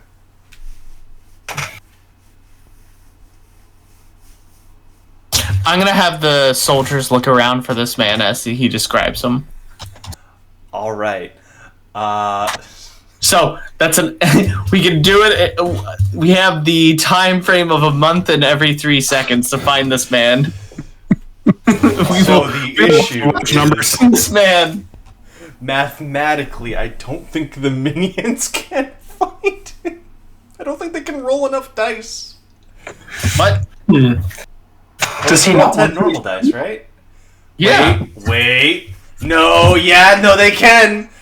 Oh, wait. Gobble dice. Fuck. Hold on, let me do some math. There's like infinite minions. Every group of 10 gets to roll 10 dice. And this has been the headquarters for months. So, here's the thing. If you need a width of 10 to find someone, the minions have like a less than 1% chance of rolling that. And if they get hit with any gobble dice, so it's let me do some math. Okay. But you speed up that action because they're going to be looking over and over again. So we roll all the rolls. The action doesn't matter if you're just giving a bunch of gobble dice passively. But doesn't spending time help with that too? It helps with penalty dice. Not gobble dice. Oh, sorry. I thought it helped with gobble dice. It helps with penalty dice. All right.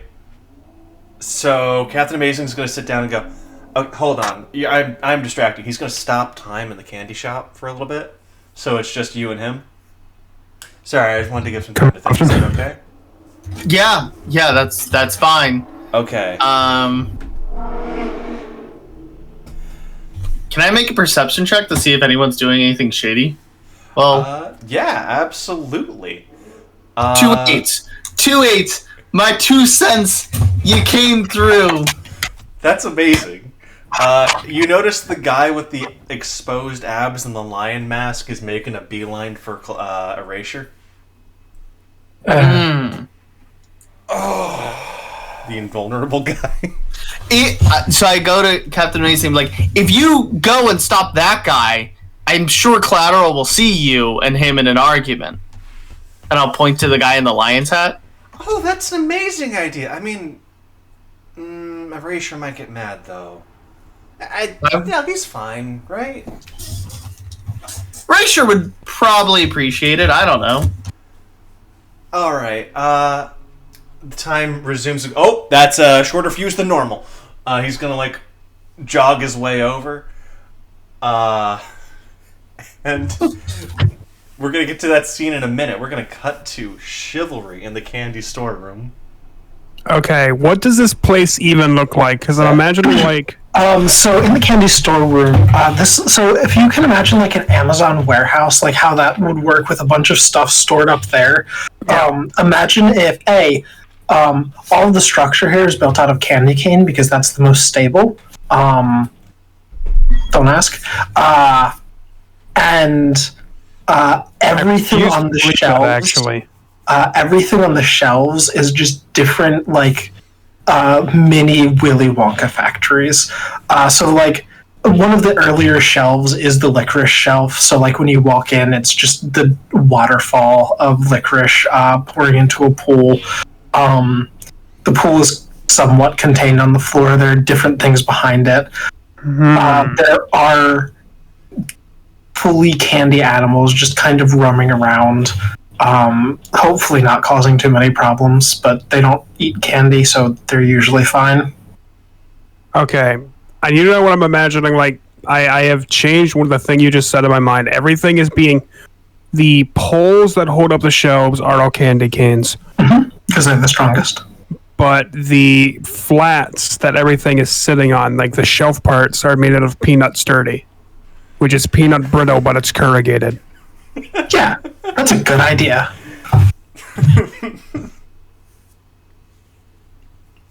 For some reason in my head, those were still made of wood. That Which makes more peanut sense. sturdy is. It's not a very good candy, Seth. If Charlie made it, it tastes good. Like, that candy cane, if you ate that, that would be really good candy cane. He's not going to make something that tastes... He's not going to sacrifice flavor for structural soundness. He's just going to make both of them better. Alright, so what am I looking for in here? What chivalry need to find? So you don't actually need to make a perception check to find the waterfall of licorice. That's just there. So as you're harvesting that and you get that, what you do notice is something that you know for a fact is not on the schematics and isn't normally here, or at least hasn't been here the few times you've gotten a glimpse in. As you look up, you see a broom closet door in the distance. Okay. What do you do, Tom? Now, I need to attempt to soul read you for a moment here. There is a thing I have been afraid would happen with one of these broom closets. Especially now that everybody is here. If I open one of these doors, am I going to find Zoop just chilling? I mean, he is an Urban Decay talent. They are here. Zoop's an Urban Decay talent? Yeah. Zoop is maybe the talent I am most scared of because I don't understand how to counterplay him. What if Like, it's he just, cannot actually harm Chivalry because Chivalry does not experience fall damage. But... what if you open the door and it's just the thing from Ghostbusters going Zool? Chivalry will go up to the door, and though it is not represented on his body, press his ear against it to see if he hears anything. You hear the sound of Weeping and Oompa Loompa candy song? Don't. Don't.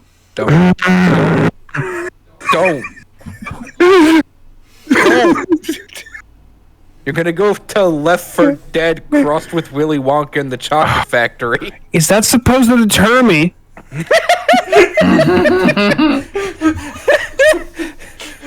Singing zombie Oompa Loompas. He's got a point. Is that supposed to deter him?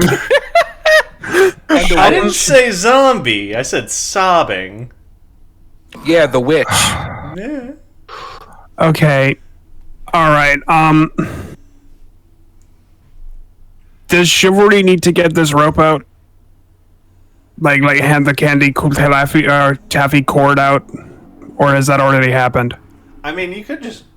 I mean, you guys have staff between the FOPs and the wharf workers. You could just hand it off and take a look. It would be Okay. no issue. Chivalry will hand it off, and assuming that it is like an arbitrary amount, make another length of taffy cord. Okay. He will tie one of it, or tie part of it to one of the shelves, like one of the candy cane slates, and tie the other bit around his torso so that he is moored to this room. He'll put his ear to the door again.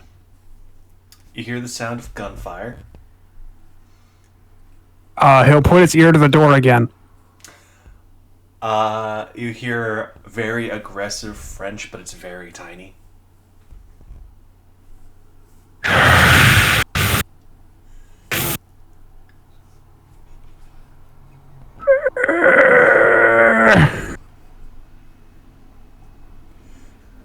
Guys, I think Sam's trapped me with my lust for chaos. Like, I really want to open this fucking door, but I don't want it to take over this session like it did last time. Do it, coward. Okay, Derek believes in me. All right. Say yes. I don't think Derek believes in you. I think he just wants you to do it, coward. Derek wasn't listening until he heard, I really want to open this door, but don't want to take over the session. So Chivalry will open the door. Okay, so it's good you warned yourself because the floor immediately collapses in the door leading to a ramp. As you're hanging there, you notice a military coup is going on as toy soldiers are fighting these tiny candy gnomes. You see a relatively large ogre made out of ice creams throwing cones at a tank. You see mini peppermint spetnaz, or whatever the French version is, rappelling from the roofs, stabbing sharpened candy canes into the toy soldiers. Artillery and fire go on as Candyberg is in flames. Chivalry screams at the top of his lungs in terror.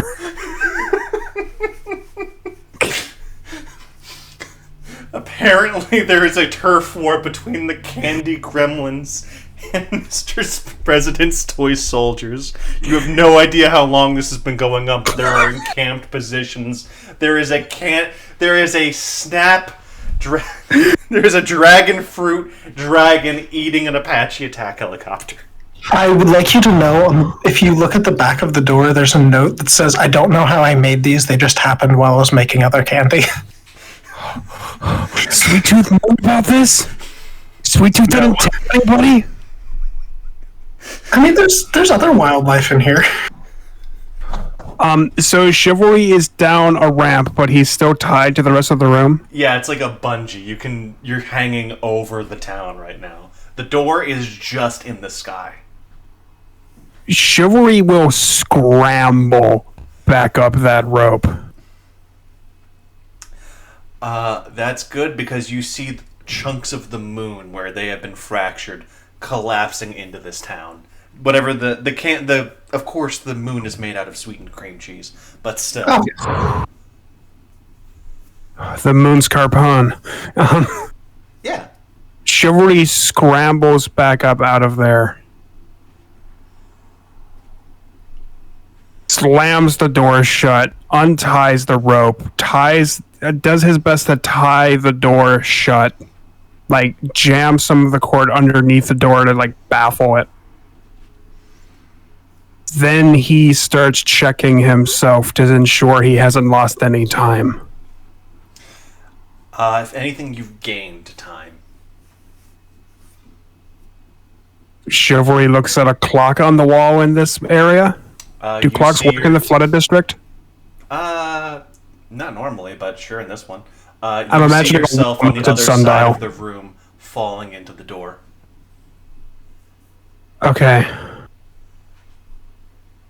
that... I don't like that. Probably fine. I'm not What's the worst that can happen? Okay, Chivalry will go back out to the front, ask Sweet Tooth if they... Or he's going to go see what Sweet Tooth needs next, but also, if Sweet Tooth seems to be at a good moment, ask what... Hey, Sweet Tooth? Yeah, what's up? I thought worse. I made a mistake. I opened a door I found in the storeroom. Okay. What was in the door? Is a... there's a wee Candy Ragnarok, and I'm... Oh, did they break the treaty again?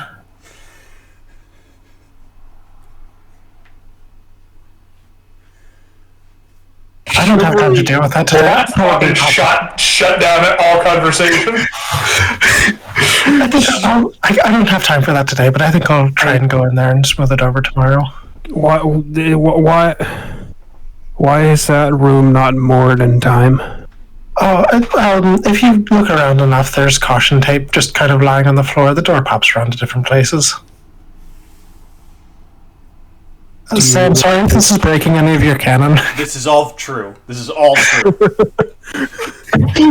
Chivalry says, I reckon the moon was the moon was falling onto the town they have in there. It might be bad. Yeah, their moon was an experimental recipe. I'll make them a new one.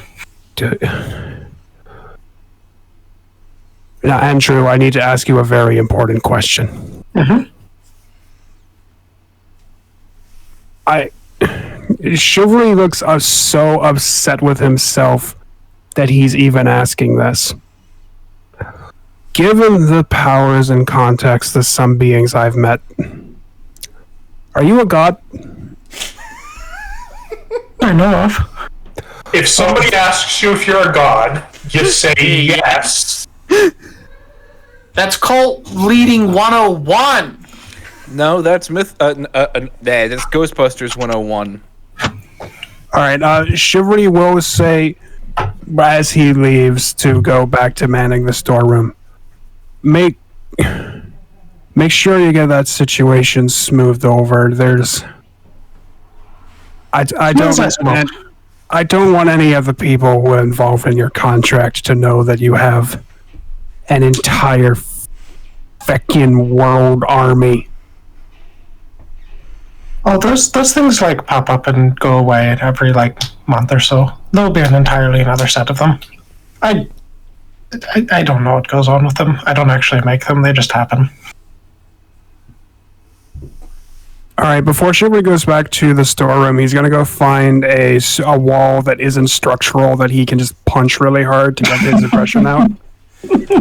Sam, are there any options nearby? There's a dragon's beard candy punching bag. Oh. As Chivalry stomps off to go do that, we're going to cut to Mr. President talking to another customer.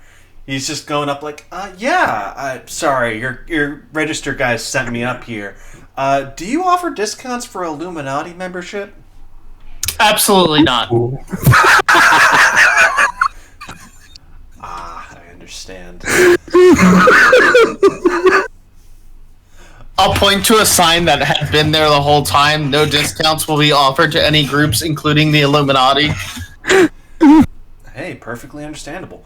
All right. So you guys have gained one rep with the church. I don't know if I'm happy with that. Do we lose rep with anyone else? The church are against the Illuminati? That's fine. I'm not too upset about that. Why are the church against the Illuminati a Gnostic thing? What's going on? Yes. Oh shit.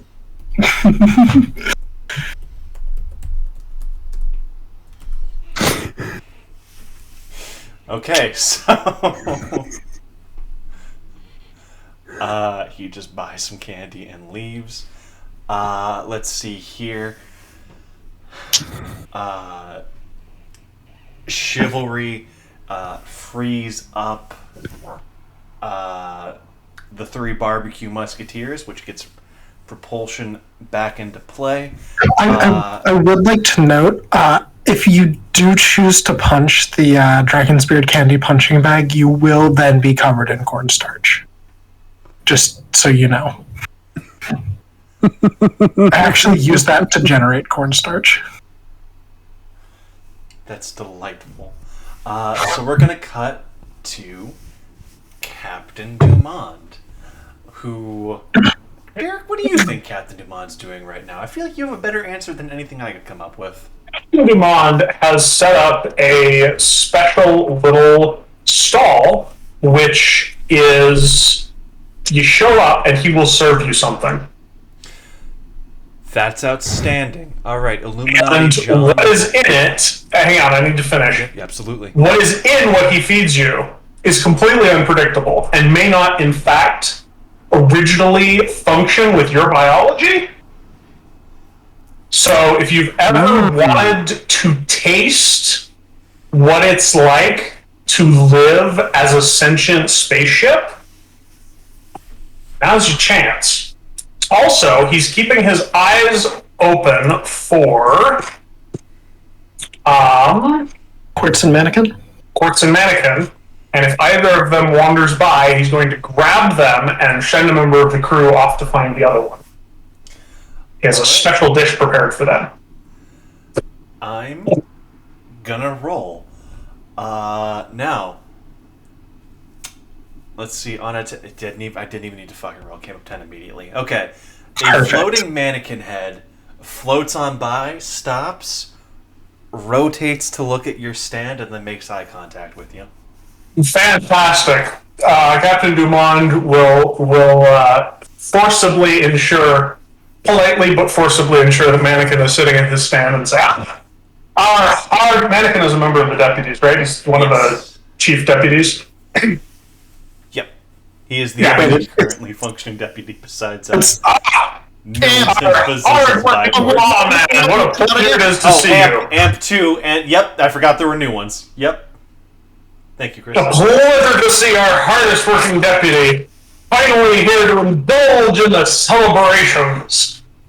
I have just the thing for you, and I would like to make a crew roll to ensure that Quartz is there.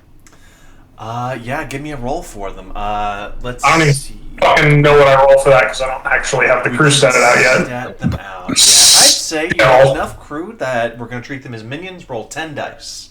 Okay, let me open up. Okay. I'd like to direct us to our question. It is currently just a mannequin head. Okay. Derek, I need you to know that's not actually a mannequin, that's just one of their heads. They see through those.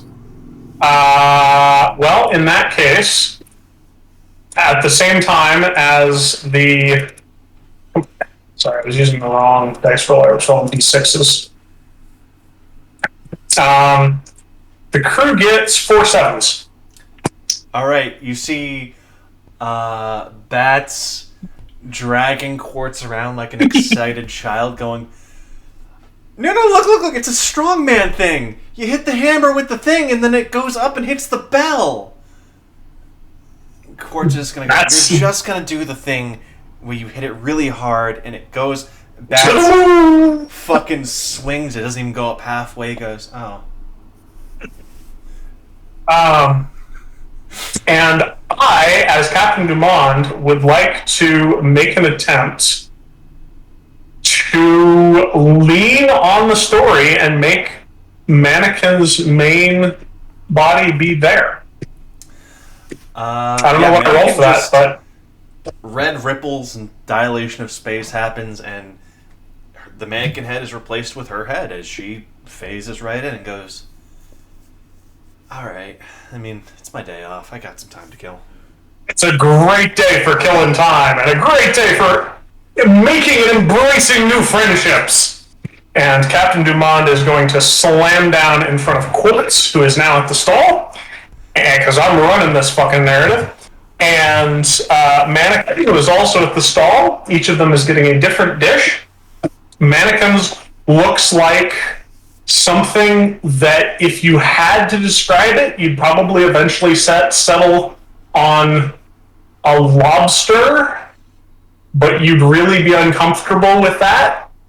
And some variety of like purple tuber that has this wonderful smell that's very homey and relaxing, just makes you think of sitting in your most comfortable place with a big mug of hot drink on a cold day, and is just wonderfully calming and emotionally fulfilling.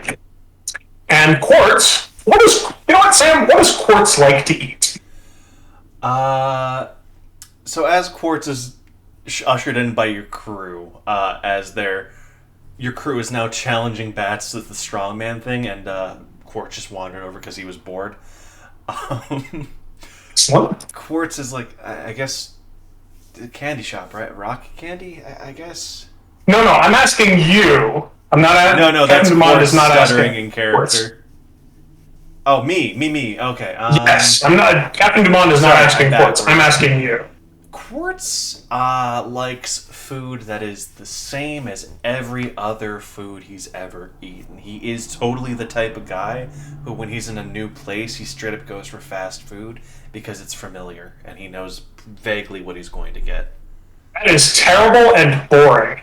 Captain Dumond is going to slam down in front of him a plate filled with something that looks like a hamburger, smells like a hamburger, and when he eats it, will taste absolutely nothing like a hamburger, but will in fact taste amazing.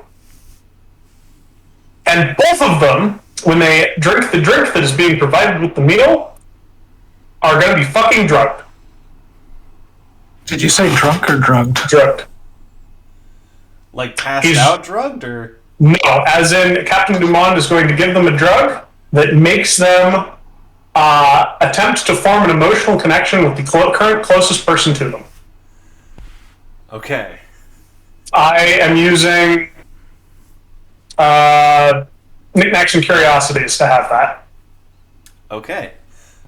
So, Quartz is going to eat the burger, going to nod, grimace for a second, then go, oh, no, wait, maybe this is like, okay. Like, all on his face. He's Wash gonna it down with a couple of drugs. He's gonna take a swig and go. He's gonna look at Mannequin and go, "Wait, you can't eat. Why are you here?" And Mannequin's immediately gonna look panic-stricken as he looks over at Quartz, like, "What?" As if like Captain Dumont knows his way around the story, so he's like, "This is definitely not information Quartz was supposed to have about Mannequin." As he looks down at the food, goes, I can eat. I can. How did you know? And Quartz looks at him and goes, it's in the name. You're a mannequin. I know about the hive mind thing. As Mannequin just kind of goes, zero response, zero idea of how to proceed with this. Captain Dumont would like to direct his crew to utilize the science lab to come up with a special thing that will make Mannequin able to eat at least this time. Because that is terrible. That is abominable. That is a sin. With the soldier's assistance speeding you up, your crew spikes a plastic stomach that can be inserted into a mannequin. Captain Dumont will hold it, say, sit very still, please, and, like, falcon punch it into Mannequin. They're gonna double and go, what is wrong? Oh my god, that works perfectly. What the fuck? And then Captain Dumont will push the thing that isn't a lobster closer to Mannequin. He's gonna take it. He's gonna take a bite and go, this is what food tastes like? Quartz is gonna, that's a broad statement. I mean, like... I have so many questions. Quartz is gonna, like, pinch his nose and go, do you want to go somewhere and talk it over? I feel like I got a lot to, like... I feel like we can... Don't forget to try the drink! Here's a to-go box, and Captain Dumont will slam Mannequin's food into a to-go box, and the drink into what appears to be a excellent. Never mind. Yeah, she's just downing it and go, thank you. Was it Dumont? It's your service. Is Mannequin male or female presenting? It swaps every time I say it. So he right now. At your presence, good there. Zer. At your presence, at your service, Zer. They're gonna go, yeah. Thanks. I'm fun, you crazy kids.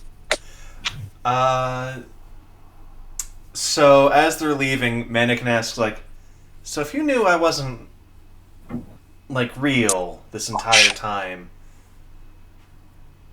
why did you...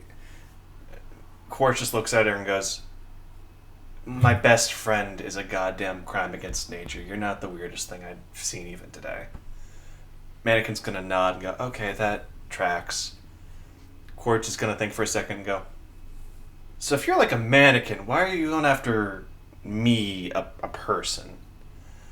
I would like to note, because Tom brought up something that is important to address, this is not a love potion. Consent is important.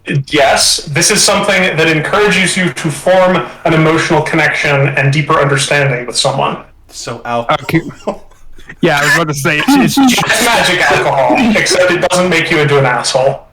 Mannequin's gonna nod at like, hey, why'd you go for me, a person? Mannequin's gonna go, well, you're just, you're people are emotional and messy, and they have all these like things they want to do and aspirations in life, and it's weird. Cor's just gonna go nod and go, okay, but how's that? Well, you don't have any of that, so you're very simple. And he's gonna go, oh fuck, Jesus, dude.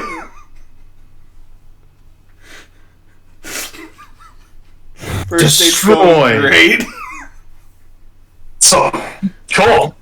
it's not a bad date until one of them set the other one on fire. No. This isn't taboo and appraisal. I think that might be like the second time that I've used the science lab. It's good when it comes up. Yep. The fact that you have now permanently given an important NPC the ability to eat is that is an incredible power you've just flung around. How stable is that stomach? Is that gonna last? I could make another one if it doesn't.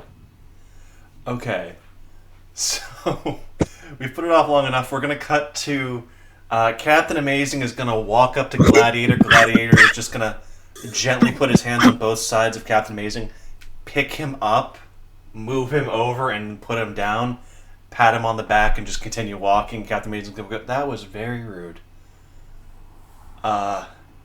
And he's not gonna have any further response as Gladiator continues walking to Erasure.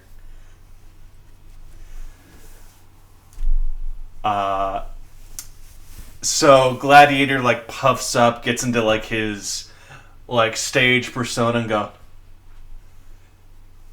so you're the fabled fucking sorry, 1 second. So you're the fabled fucking prodigal son of New Orleans. Erasure takes a step and goes, actually, I'm from Lafayette. Got a fucking smart mouth on you, man. And he just starts going off about how he ain't scared of no fucking southern bumpkin. About how and then Erasure just shifts in his chair 1 inch closer to Gladiator and he fucking fumbles backwards.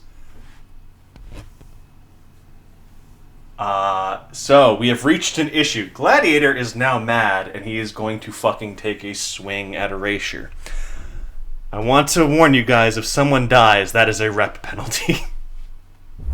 Would like to continue to be Captain Dumont. Okay. Gentlemen! There's no need for this. We must settle this like men. Not with blows, but with brutal blows in a ring for sport while people cheer. Roll persuasion. Okay.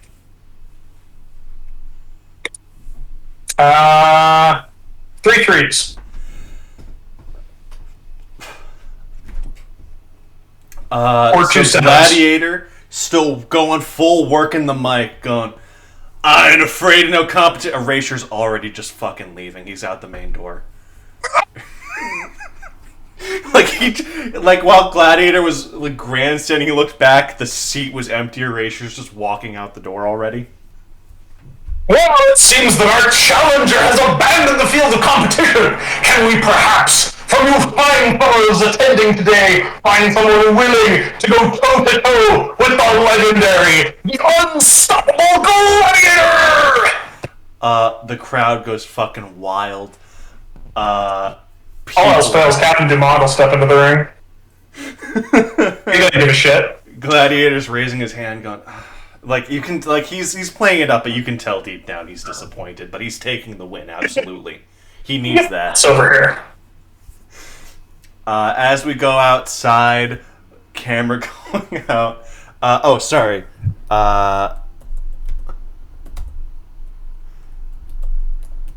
You guys gain +1 rep for grand competition. Sports! HB Ports. It's been spring! The crew will definitely be acting as bookies if we get this set up. Okay. That brings us outside, where Amp is going to make a perform check for me. Yeah. Right? For the first time, and I think since Amp has been here, Hell yeah. we actually get to make a perform check. All right. It's charm. It is charm, yeah. Mm-hmm.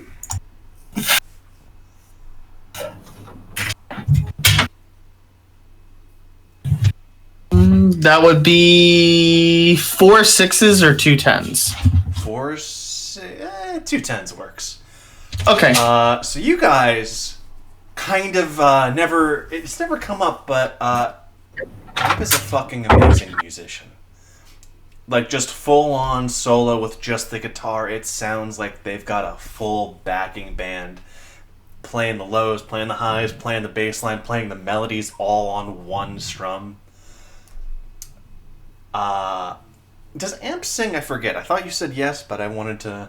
Sometimes. I know they're not the main singer, but I just want to make sure they're not the main. They're more of a backup singer. So yeah. So it's who like, was that? Who did the That was Tom. Sorry, what? That was Tom. the wheel? That was. That was me resituating, and it kind of hurts when. I see. Okay, I thought you were gonna start singing, and that's what threw me off. okay, so you do hear from the crowd someone go, "You ain't shit." Oh no! All right, Apple, stop playing suddenly. Who said that? It's hard to see him over the crowd. You can try and make a perception check if you'd like. I don't have good perception. Oh well. A 4 and an 8. This crowd's nothing but bumpkins. It's probably just some fucking drunk asshole. Okay, then I'll continue playing. Let's see here. How do I escalate this? You hear the I'm knowing that my character is the easiest to escalate. you hear the same voice yell, "I'm twice the musician you'll ever be, kid." Wait, Well, you then come up here and play. Gladly, as the crowd parts, you see the ghost of Elvis Presley enter the stage. Oh no. This makes sense for Amp's character development, though.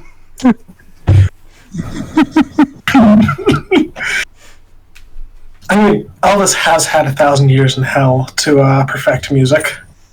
Wait, why was Elvis in hell? Oh, he married his cousin. he's not dead. He was there to hang out. He was just Working on this new single. after the aliens messed up. You ain't nothing but a Maynard. So Elvis gets on and goes, "Yeah, this stage ain't big enough for the two of us." He snaps his fingers. Lights begin rising from the ground. The stage lights break through the sky as Captain Yarrow also directs the sun to act as a spotlight for you two. The undead rise to act as backup dancers, singers, an entire accompanying band. And you realize that as good as you are, you normally play with a band. You might want to see if you can find someone to help you out. Do I know anyone that plays? I know someone Pretty here sure who plays. Bill plays the banjo. I'm sorry, what? Doesn't Bayou Bill play the banjo? No. I don't think Bill plays anything. I had made some jokes about that, but I never put anything specific. Chris, if you want to make a do- perception check, you can look around and see who's available. Oh, I know someone who plays and might be available at this point. Yeah? Who? Go ask Mr. Jonathan Switchblade. A 2 and a 10. So, why don't you You know, any Switchblade play the harmonica or like the electric guitar? I It's one feel of the like two. realistically he should be able to play anything given enough time. So, while you were playing, Johnny you Switchblade noticed, would be a better musician than Elvis. So, on 0 successes, overall, you're not seeing any like standouts, but you do see one person who surprisingly was keeping perfect time while you were strumming originally. Erasure. Apparently, has. Erasure, do you play any instruments? Play the bass. Okay, get on up here.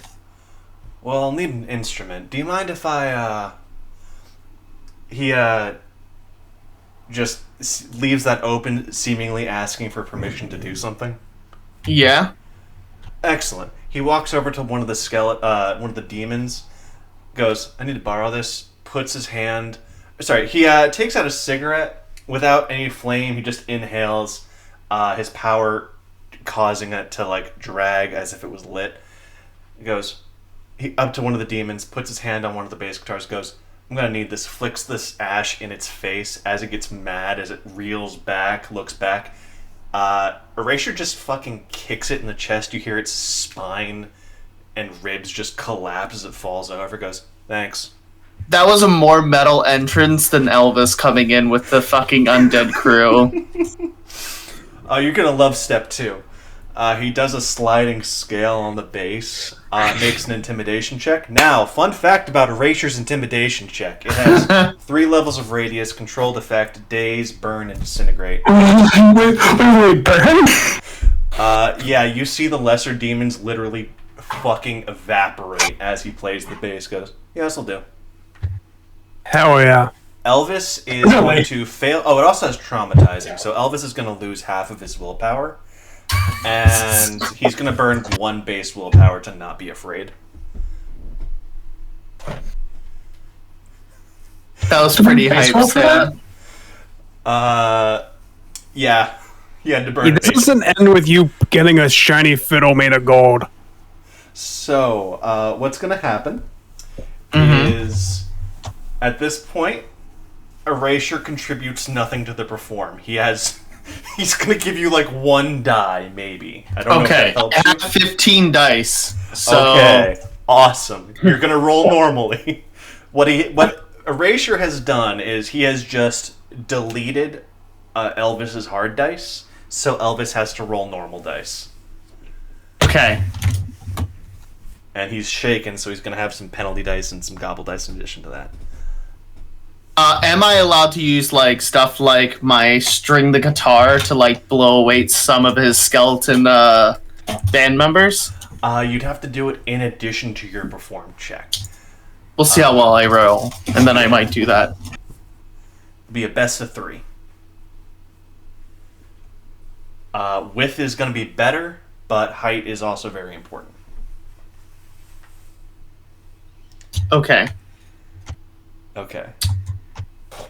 So, the first one, I just got 2 4s. He only rolled 2 4s. Okay. I've got 2 9s and 3 2s, so I'll do the 2 9s. Alright, that's going to be about equal. I should have called multiple actions. That was my Elvis bad. is a little bit ahead, I think, if I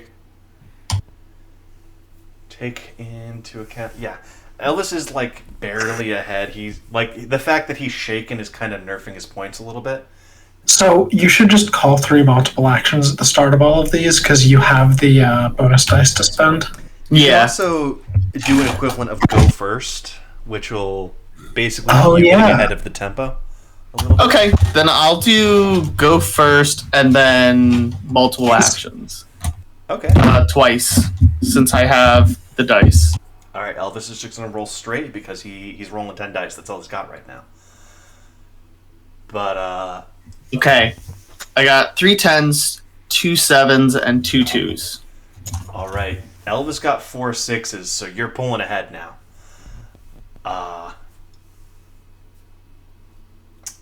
So Erasure's gonna step in to try and help.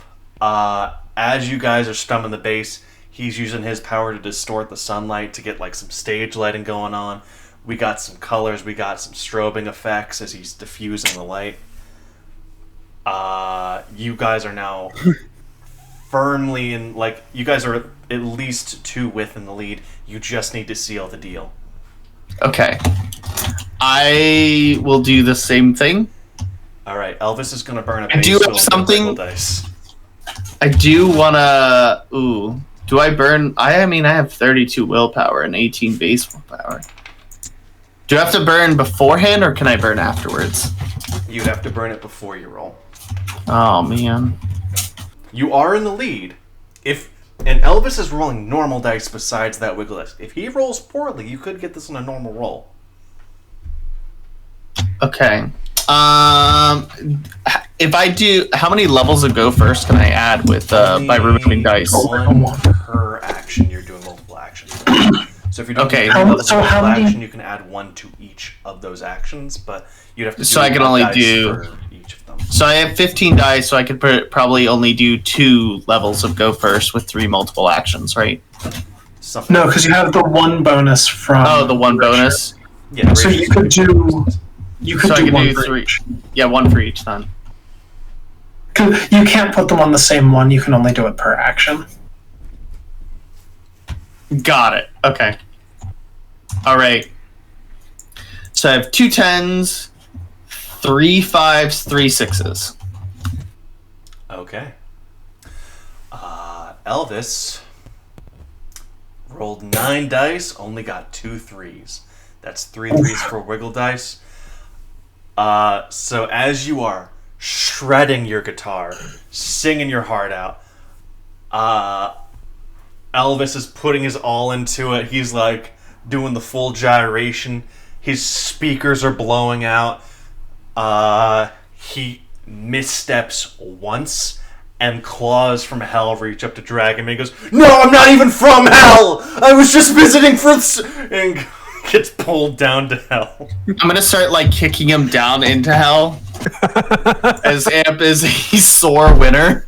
Erasure's gonna help. Get down there, you son of a bitch! You ain't from New Orleans! You ain't shit! Kicks him in. You ain't nothing but a lost soul. Oh my god! Wait, instead of kicking him, I'm gonna slam the guitar on him so he gets shot into hell. Ooh, like a bong. You don't even need to roll. You can roll if you want to, Elvis fucking. It doesn't matter. I get the willpower back. It's more for show. It does have traumatic on it. Okay. Don't Your do that stability's with good enough, though, right? My stability's fine. It's more for Elvis. Got it. Yeah, Elvis. I want him to remember this encounter and Amp to make a new arch enemy. Elvis is blasted back to hell in such a traumatizing way that it takes half the stage with him. Erasure goes, "All right, were we doing another set?" Or you guys see Louis Armstrong walk up to the stage going, "I think I'd like a round." At that point, Erasure just fucking deletes his bass guitar going, "I'm not going up against Louis Armstrong." Just hops I think down. that's my line. I think that's where I draw the line too. Like you can't even. You cannot defeat him. You can only join him.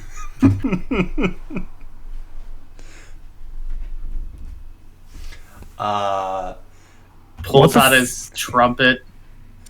Hey, speaking of ghosts, a thing just occurred to me. Mm-hmm. Quake is still in the wind. Yeah, we keep getting distracted on where it is. I think Sam's just trying to hope we forget. He's got plans. The issue is Charlie's with the Rune Mother and can't find her. So we're gonna cut back to Charlie now because we got at a dramatic moment in time's past. For I'll be right back. So, Charlie, how do you respond to the Rune Mother? Just Also, quickly I and need to quietly. ask, where did you guys leave Johnny's body? I didn't do anything with it. I don't know where they put it. Dumont took it up to the ship to heal him, so it Yeah. should be in the ship. Nice. Okay, good. So how do you respond to the rune mother? Just quickly and quietly, my room, and then I don't know the directions, like second door on the left, I guess. She nods, takes the canteen you had him in, opens it up, pours out his meat, and she stops midway through the pour, ruffles through the remains of his heart, and you see, if you remember, he died with the presiding silence on top of him. His cold iron blade out. She pulls out just the faintest sliver of cold iron that was buried into his heart. You see her sigh and go, he was one of the good ones. Is he gone for good? He's in there too long. There's nothing we can... No use dwelling on it. She reaches into her pack and goes, he was prepared for this eventuality, though. Believe it or not, named you in his will.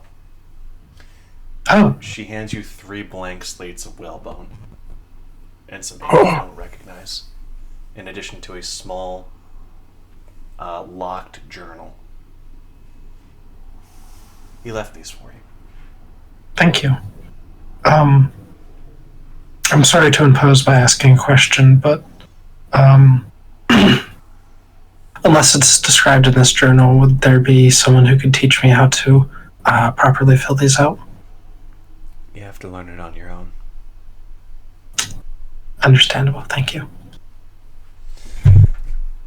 Alright, so I'll get out of your hair then. This isn't really my... As Johnny Switchblade fucking elbow drops through the ceiling. Fucking somber moment between Charlie and the Rune Mother, and then fucking Eric Andre. Just... Bird up, yeah, Bob. Hell yeah. Okay. He gets up off of his broken arms and ribs and goes, I thought it was you! She freezes and goes, Johnny? Wait, you two know each other? Yeah, we met back at Ratatosk Station! Sorry, this is an incredibly somber moment I'm making light of. I am just genuinely happy to see you. I do need to ask, are you okay? And on that, she teleports away immediately, goes, I figured. I have a lot of questions that I don't have time to ask. It's okay. Technically, we never met, but she still remembers it anyway, so... Also, who's that guy out there, and why does he look like Corey Maddox?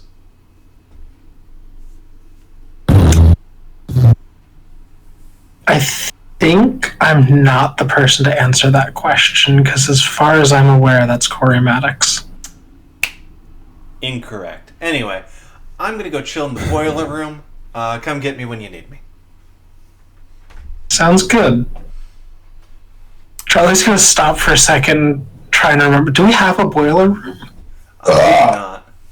Okay. There's a thing I want to do here very badly. Yeah? We don't have a boiler room. So there's a place that I'd like to direct him to as if it were the boiler room, just because I want to know what Switchblade's reaction to it is. Alright. I believe Chivalry's on the main floor where he's wandering through. Where do you take him? Chivalry will see and say, oh, thank God. Johnny? Johnny, is that you? Oh, no. Yeah? I'm sorry for all that you've done for me and the lad, but I need your help with something. I found something quite concerning in the shop, and I need no kind of gesture for you to follow him. He happily follows. I need you to make a stealth check for me, because if Sweet Tooth sees you take him into the storeroom... Johnny is going to assist. Johnny does count as a member of the Midnight. Oh wait, no, this is this is Chivalry, not Bayou Bill. Yeah, so Chivalry he will needs. still use his special assistant to grant you a wiggle dice. Sick. Cool. Okay. How do you build that? Augment. That makes sense. Okay, my boy Chivalry will then get 310. Chivalry roll good today. Yeah, okay. All right, you're in. Chivalry will say, now I need. Chivalry just opens up the door to the Weak Candy Ragnarok. Johnny looks down, looks at you, goes, "This is fucking sick. I love it." Dude, do you think it's? You reckon it's stable? Oh, absolutely not. No feudal system ever really is. He takes out the switchblade, flicks it, he shrinks to 2 inches tall, goes, "No gods, no kings, no masters!" Fucking jumps in. Okay, just the wrong time. Fuck me. Okay, alright. What has just happened here is I've introduced Johnny to the Weak Candy Ragnarok in the storeroom. Oh no. He shrank down, took out his switchblade, had a wee free men moment, and now he's going in to fucking kill everyone, I guess. Awesome. Sorry, what did he say specifically? No gods, no kings, no masters. The candy people and the army men finally find peace and attempting to destroy Johnny's It's the fucking full quote here. No king, no queen. No lord, no master. We will not be fooled again. Johnny's switchblade really said fuck feudalism. Chivalry will, I don't actually know. I was kind of expecting Johnny to... I don't know what I was expecting. I thought it would be funny, but this is not what I was expecting. What did you think would happen? I assumed... because... for some reason, Sam, the Weak Candy Ragnarok, I find it more concerning than the Broom. Like, the fact that there has been a horrific existential war, billions of deaths for months, and Sweet Tooth knows about it, but doesn't actually seem to This started care. today. You said it happens all the time. Well, I mean, yeah, they break the treaty all the time, but it's usually, like, not that bad. There are moons falling out of the sky. You're gonna fucking see, like... Nukes start going off. Nukes. You're gonna see fucking Iron Men do giant... have those now. You see giant chocolate Garmer or chocolate Fenrir eating the fucking moon. Yeah, they made a Mach 4 out of chocolate. It's fine. I am just very concerned about this. They're working on a Mark 7 out of chocolate, but they can't get it to work. And Chivalry doesn't really want to talk to Switchblade about anything in specific about Avery because it would... But basically, he wants to, like, do something about this issue right in front of him rather than confronting his emotions, and he did not expect this one to go this way. He's also a little conflicted because he has blue skin and red hair, and the fact that Avery did, in fact, read the Discworld book with the We Free Men in it during his formative years has always somewhat concerned Chivalry about his appearance.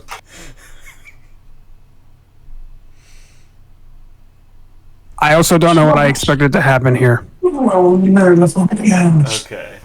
So, Chivalry will just close the door and yell down, when you need to come back up, just knock. freedom must be paid for with the blood of tyranny! You cut out really bad. I just heard It's a not very... important. I would like to, as Charlie, take some time to, like, bury the remains of Oslo, which I don't know if they care about that. She took those. Oh, okay, got it. But I don't have to worry about that. In that case, I would like to look for Quake. Okay, so the person closest to Quake is Propulsion, weirdly enough, and just this average-looking guy. Uh-oh. Oh no. Collateral. I'll message over to. I Harley barely remembers the conversation about collateral happened because I was like, oh, just find a normal guy, and I was like, can you give me more features? They're not consistent. Oh yeah, okay, whatever. That was the end of that. That doesn't even register anymore. If he didn't have to be worried about the candy shop, he'd be sitting there mourning Oslo. Although I think Oslo would be upset about that. So he's not going to, and he's just going to inform Propulsion that Quake's there. And what is she doing? Chris, what do you think Quake would do first thing out of hell? Probably find someone to work for. Oh no. Okay, so at the far gate where John has wandered over to, you see agents of the Reich stopped at the gate. Yes, exactly. The FOPs are stopping their entry, and the Reich wants to know why you see a FOP beelining for Mr. President, but they're not going to be there in time to stop Quake interacting with. Oh, this is perhaps the worst option Quake had. Sam always chooses the worst options. I was gonna... I don't know, but fuck. She came from Market Street. I mean, really? It is kind of an upgrade? Like, sadly enough, that is an upgrade. Yeah, I guess. It hurts so much to not disagree with this. I listen, it hurts saying this, okay? Look, I'm certain there's at least one good person in Market Street. I can't say the same for the Reich. Name that one good person right now. Carburetor. Absolutely not. I Damn it. refuse to believe that, you lying piece of shit. Okay. Hear me out. Hassan. Absolutely not!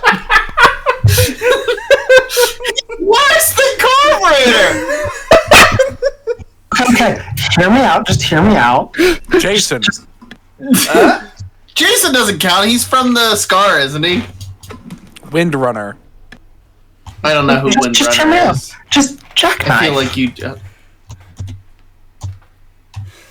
So anyway, how's Quake You respond literally to the stopped fucking me Reich? from talking with how angry you made me. So I'm gonna be real with you. I actually know very little about jackknife. But My favorite is the intended fight I effect. wasn't there for, but took away my flying ability. Oof. Yeah.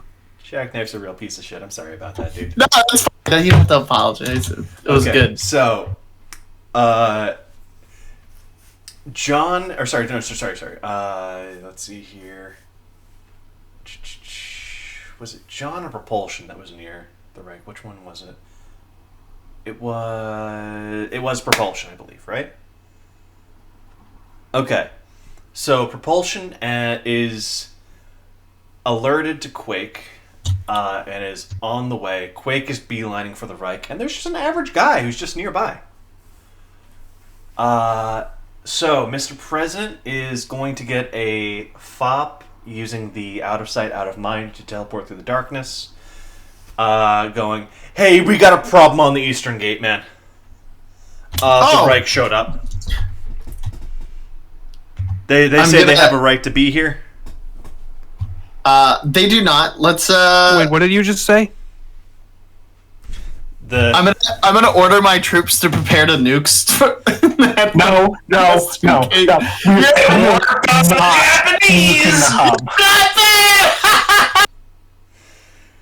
I need to ask Sam. It sounded like you said they have a right to be here. That hurts hearing you say that. Physically made me ill. So I was ill hearing it, Chris. Quake is going to get a full round to talk to the Reich guy at the gate as the FOP is very obviously buying time, going, yeah, sorry, I don't have 5-point ID on record. He says, staring at them, knowing they're the reason they're driven out of fucking 5 points. They made this fucking ID, you fucking posers. I don't know if Quake gets any of that, but as Quake rolls up, there is a Reich agent, like the full Iron Eagle on the armband, 2 suits of looks to be power armor, like 10 feet tall behind him, going, "You don't look like you're from around here." Am I role-playing this character, Sam? Yeah, go for it. Oh, fuck. Yeah, so get fucked. I don't even know what to fucking say. I haven't played Quake in so long. I haven't watched any, like, horrific Republican Gotta always news. be ready, Chris. Okay. Sam, it's What been would- 4 years. Alright, Sam, Gotta Sam, always be ready. are we recording? Yeah, you should just start yes. recording. Yeah. Maybe bring it down a notch, but yeah. God, what would Ben You can speak in Shapiro the say? abstract. She'd probably do like a greeting. Just be like, yeah, just escape from hell, no biggie. Yes, that's why we don't believe in gods. You gotta kill them fast, take their magic. Anyway, hey, do you hate minorities? Absolutely. Awesome. Hey, And the poor. even Can't have that. better. Okay, so we got some call it housekeeping. We gotta make some living room, you know. Anyway, so that's going on as propulsion rolls up. Bob? Hey, Bob, you there, buddy? Yeah, I'm here.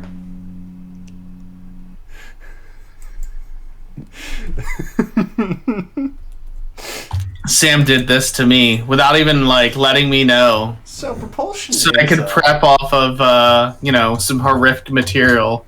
So propulsion is rolled up. The fop is like looking at you, kind of like giving you like the "don't engage yet" kind of look.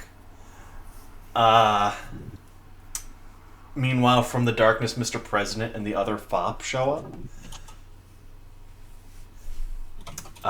Chris, how does Mr. President respond to the presence of the Reich on property? He doesn't have emotions, remember? Because he has, 10 hard dice and stability. Oh, no, yeah, more than- absolutely. He doesn't have to, I'm not saying he has to freak out. I'm just saying, how does he respond? He absolutely wants to blow all these people away.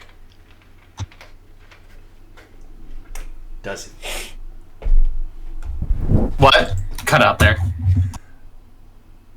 I'm just saying, does he? Like, what's he say? Who else is there? Propulsion's there. Just a completely average guy who seems to be taking a smoke break, watching you guys. There's a very obvious hell spirit. 2 suits of power armor. They look pretty advanced, but Mr. President has a lot of mind, and has a background in scavenging. So, what you look at are these suits look like they were based off of Heigl's design, but they couldn't get the power core working, so they have like these giant fucking generators on the back, and that's why they're 10 feet tall. They couldn't even reverse engineer them properly. Still really good tech, but maybe they should have tried harder. I don't know. That they would still be a problem in a direct fight, but probably take them with the amount of like buildup you have here. The real problem is you kind of need just any reason to kick them out, because the Reich are really good at playing victims. They will find any fucking way to make you guys look like the bad guys here. It may or may not work, but it's something to consider. You are dealing with professional victims right here. I love how you just said professional victims. And it makes perfect sense, which is even worse. Sam made a group worse than like a lot of the other groups he's made. Congratulations, Sam. Like, That was real gentlemen, pain. how can I help you? Well, we're just here to peruse your fine wares. Our money's as good as anyone else's. Unfortunately, due to the Treaty of 85, we can't allow you guys to pass this line. Sorry. Can I make? What's up? Can I Trying to make a? summon in Captain Dumont by just No, saying no. Can I make a crewman interrupt? Sure. There is a sudden scream from above of "Where are you?" and then the bilges of the spirit of the unknown all flush directly onto the Nazis. Good. Just like hundreds of gallons of shit, piss, vomit, rotten food. Also, you're not dressed for the What? event appropriately. You need to be at least bathed. It goes everywhere. It's nasty. Well, that's fine. I'll need a change of clothing anyway after that. He looks up. You can tell, just looking at him, that he's like, can I connect this fucking airship to this guy in front of me? Can I say this was pre-planned? He's gonna look and go, no, they won't be on my fucking side for this. Still maintain that polite facade. Just go, takes it off. One of the power armor hands him a fresh change of clothes. He's looking at you and go, better? Plain clothes. Also, what's this treaty? Also, there's still. You haven't showered yet, sir. I do apologize, but you smell awful. No worries. It's not real skin or hair. Just slides off like plastic. Observe, he rips off his own scalp. There's just another exact same scalp beneath it. I don't flinch to that. Like, I wouldn't flinch in real life. I would. That would give me pause. Yeah, I guess flinching isn't the technical thing. What would happen if one of the Nazis fought Gladiator? Gladiator fucking killed them. Excellent. Gladiator to go. Captain Dumont would like to storm up and say, "Ah, yes, a new challenger," and fucking shove whichever of them looks biggest into the ring with Gladiator. Roll persuasion for me. Okay. Can I assist him? Yeah, go for it. Be like, yeah, new challenger for you, Gladiator. I got 3 5s. The power armor looks up and goes, "What? Wait, why am I the challenger?" And as he turns, his foot goes just a centimeter over the ring. And Gladiator just fucking grabs him. You see his hands tear into the armor. He's fucking pulled in and torn limb from limb. The other part goes, Jesus. "Oh, God!" Like, he can't even hurt him. It's horrifying. Dumont is fucking hyping the whole thing up. Like, revving the crowd the whole time. Gladiator, watch him at the. What is it? So I have to ask: Watch a man die! do we get any more profitability from that? Oh, yeah, absolutely. They're 'Cause taking that's Also, a show. does what group is he from again? Do the Crimsons like us more? What +1 reps for sports? Sports. Sports team. Sports team. Are they currently going by Sports Authority? Is that Also, we're definitely not just those are having, separate groups. we're definitely not just sacrificing people to Gladiator. We're, also running, other fights between people who want to fight each other. Gladiator's just there for anybody who really thinks they can step up. What if we say this looks too easy for Gladiator and just push all the Nazis in the ring? The other officer's going, I just realized time got away from me. Oh, what a It's shame. such a shame, yeah. He can hear Captain Dumont rapidly coming closer. And now, for our next event! He grabs the other power armor, pushes him forward, goes, "Protect me!" and he sprints off. Damn. The other power armor goes, No, not me too. The Gladiator's hand just goes straight through the power's fucking abdomen, rips his heart out. Jesus Christ. It's horrific, but hilarious. It's like playing with Alpha all over again. I wanna be friends with Gladiator just because it feels like we're playing with Alpha again. So you see the average guy, like, puts his hand up, feels a gust of wind, releases the cigarette in his hand. It drifts on the wind, hitting some of the, let's say, more of the biofuel on the Nazi. Somehow he catches fire. Methane, baby! The average-looking dude just gives Mr. President a nod, going, "You know, Your friend's looking for you, by the way. Yeah. Minus one rep for being kind of assholes. They're Nazis! Oh no, that's for the kicking Elvis down into hell. Oh, okay, cool. He's gonna look at you two and go, you know, there's a very good chance he survives that, with the implants the Reich has. Be a shame there's no one here to warm him up a little bit more, he says, looking at Propulsion. I'll nudge Propulsion. Bob? Yeah. Shoot the Nazi, please. I think this guy needs to warm up.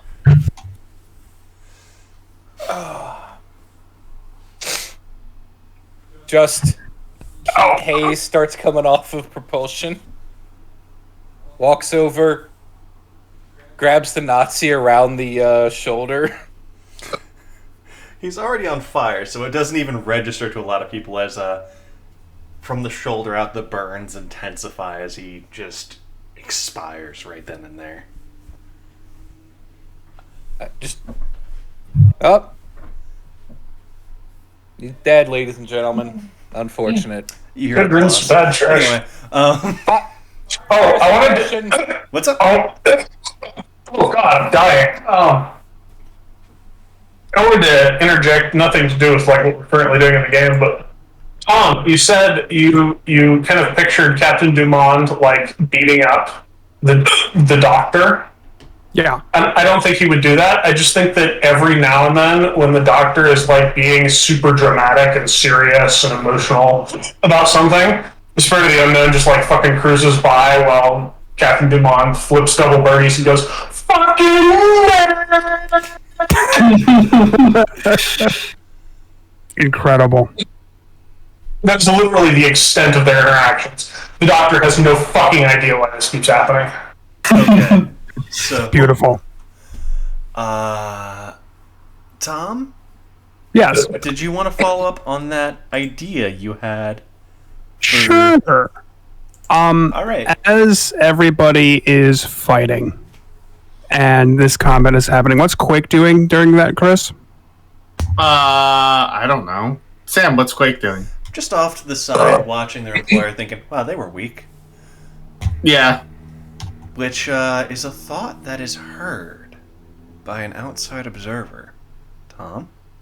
A strange, sodden man walks out of the crowd and moves up to Quake. He's dressed quite heavily. He's wearing a full hoodie, gloves, pants. He has a ski mask. You can't make out any features of him. He's soaking wet and smells just terrible. He stumbles up to Quake and holds out his hand to hand them something. What is it? It's a gold doubloon. Wrapped in seaweed. The doubloons, they've returned! This being bows, walks up to the closest water, pulls the ski mask off, and the waterlock jumps away. Okay. Hey, Chris Quake just got invited to Evil Squad. Evil Squad, oh my god. If it was Dredger, like, does Propulsion see this? Because he said he was next. We'll definitely take that then. It's just like, wait, runs up. I told you you were next, asshole. Okay. I think that's a pretty solid day of sales. Does Amp go 1v1 with Louis Armstrong? He would. They would like to play with Armstrong if that's possible instead of playing against. You know what? That tracks with what I know about Louis Armstrong. Just roll a perform for me. Now, I would imagine you get an extra wiggle die for this because you're playing with Louis Armstrong. No matter what you roll, I will say Avogdra has put all of her points that she's gained thus far into business acumen. The second Elvis stepped up, she put up a sign saying, minimum purchase 2 candy to observe show. Nice. Oh. I'm going to do the same thing of multiple actions go first. Twice, All right. though. So 3 7s, 3 6s, and 2 2s.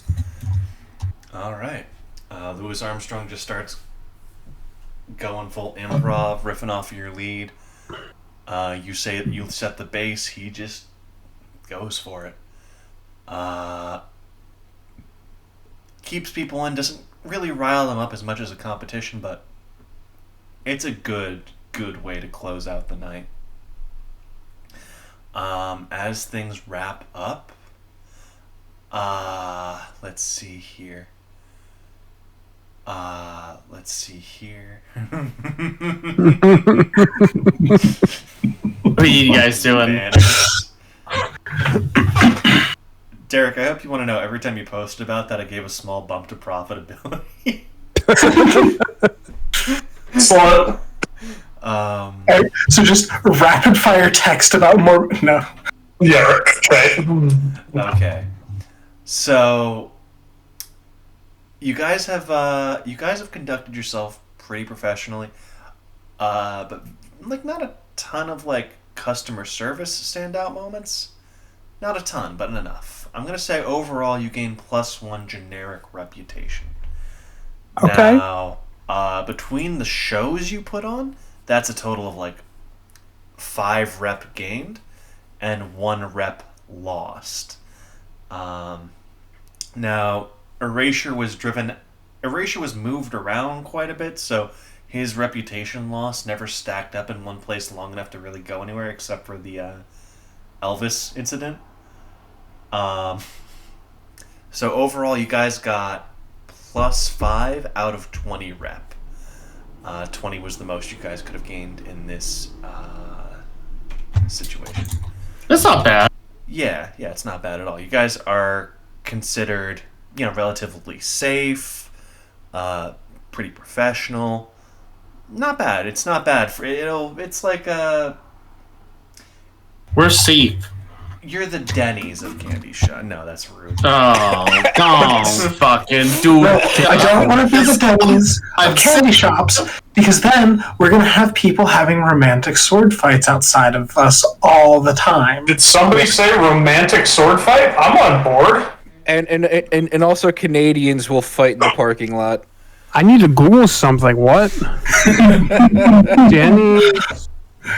Romantic sword fight. Okay. So as things wrap up,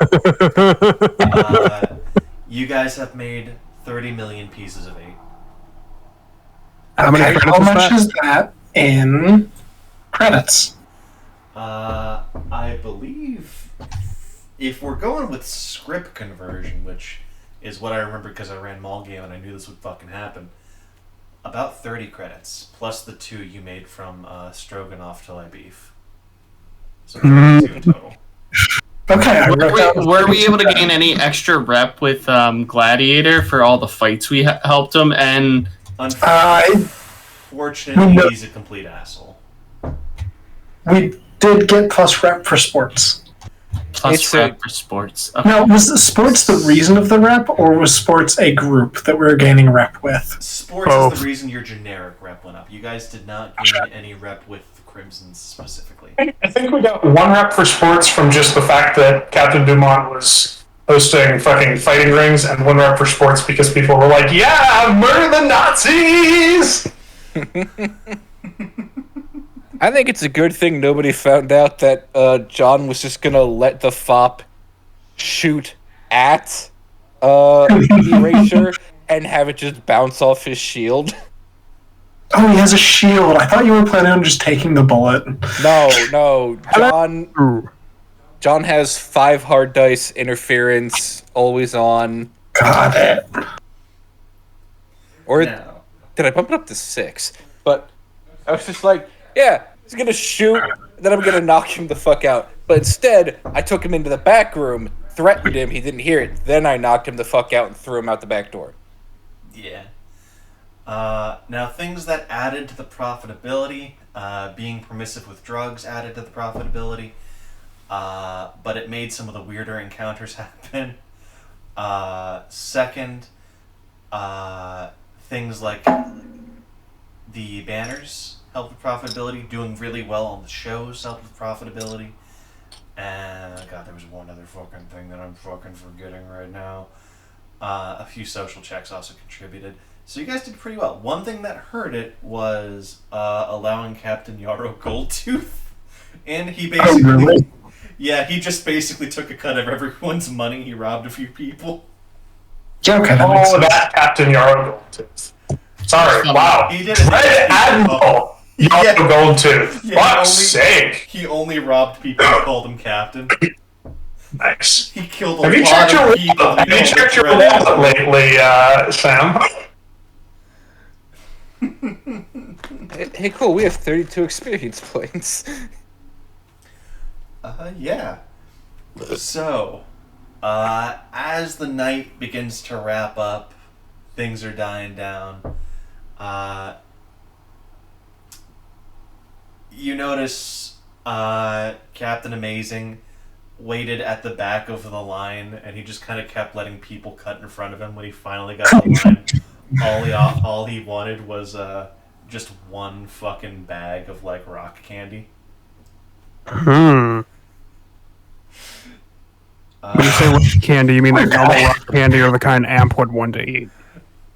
Like normal rock candy. He's just a normal guy.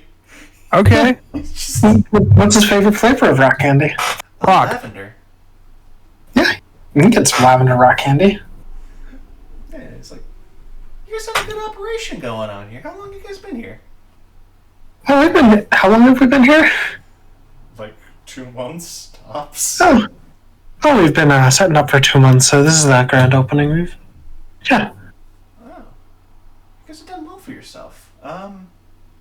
Hey, I've been meaning to ask, because, I noticed you guys have a verbal kink door over there. Are you guys, are you one of the subsidiaries they were hitting with the festival?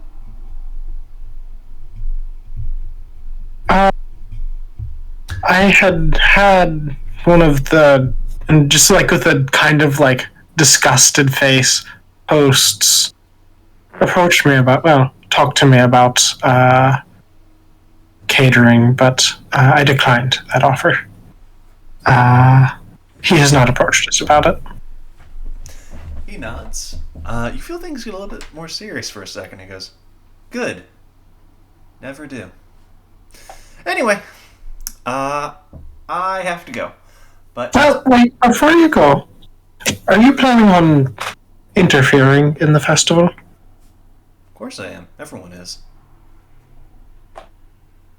Well, if you have anything against the host, I'm gonna like kind of do like the side nod, like you know who I'm talking about. I'd listen. Kind of go back to making candy. All right. I'm sorry, I've forgotten who the host was. The rank. Ah, nice. Could we offer our services too if they need help? That's what I just did. Ah, Kind of. Okay. In a roundabout way. As the night wraps up, any final thoughts? Any final things you guys want to do? Chivalry will open the door to the wee candy Ragnarok again.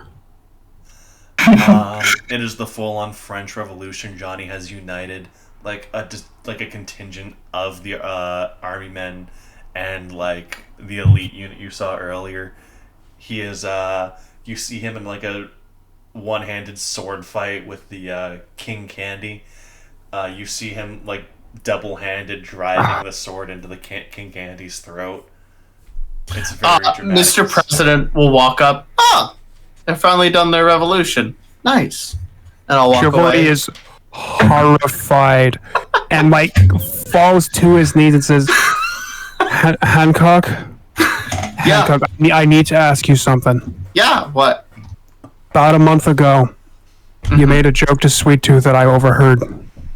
Yeah. You brought up, I need to know if it was actually a joke.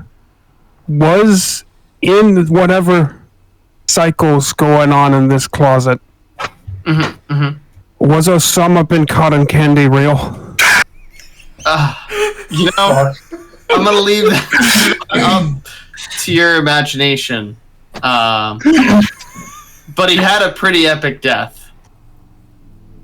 Chivalry just falls even further forward and slams a fist on the floor. Sweet Tooth's gonna like step over him and just gently place a replacement moon in there. And Just going to let him meet the story. I'm gonna place a new officer in there as well. And me and Sweet Tooth will shake hands and nod and then walk away. Alright, it just immediately turned into a three-way fight between Johnny, King Candy, and the new officer. The new officer is just riding sidelong on a fucking helicopter, obliterating the entire rooftop with hellfire rockets. Johnny is running up the rockets, getting fired at him, fucking slices the rotors off the helicopter, rides it down in a fireball. I don't think you guys understand how much I hate this bit. I don't know why it's affecting me so strongly.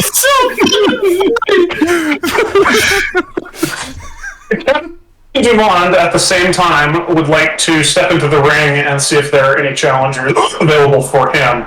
The night is coming to a close. He's been being the hype man. He wants to get in some good old-fashioned pugilism. Alright, you see a Marcus of Queensberry rules. Just like, Complete. Go ahead. just like the most average man you've ever seen just steps into the ring.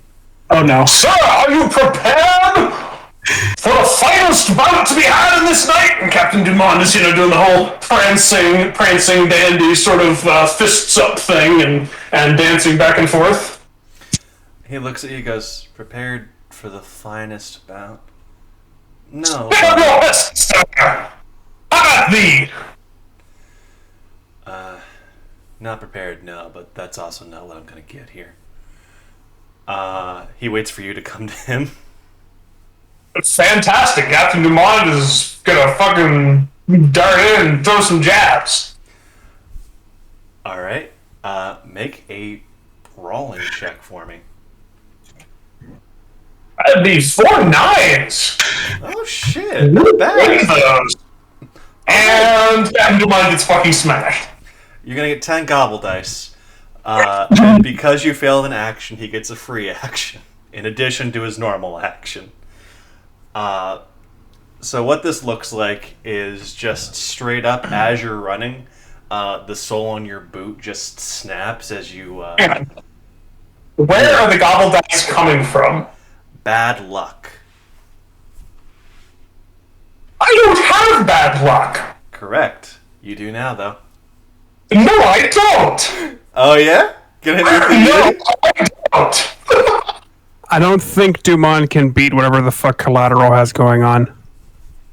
Wait, Dumond should do the best scene where he pulls out the script. Wait a second, I'm not supposed to lose. I don't lose. Let me see the script. Alright, I so... want to contest that with narrative weight. Fight me fairly, you piece of shit. Dumond can spaceballs it, and he has like the only VHS in this entire setting. And plot armor. Alright, in that case, he has to actually dodge, which he looks a bit surprised about. Your fist goes wide.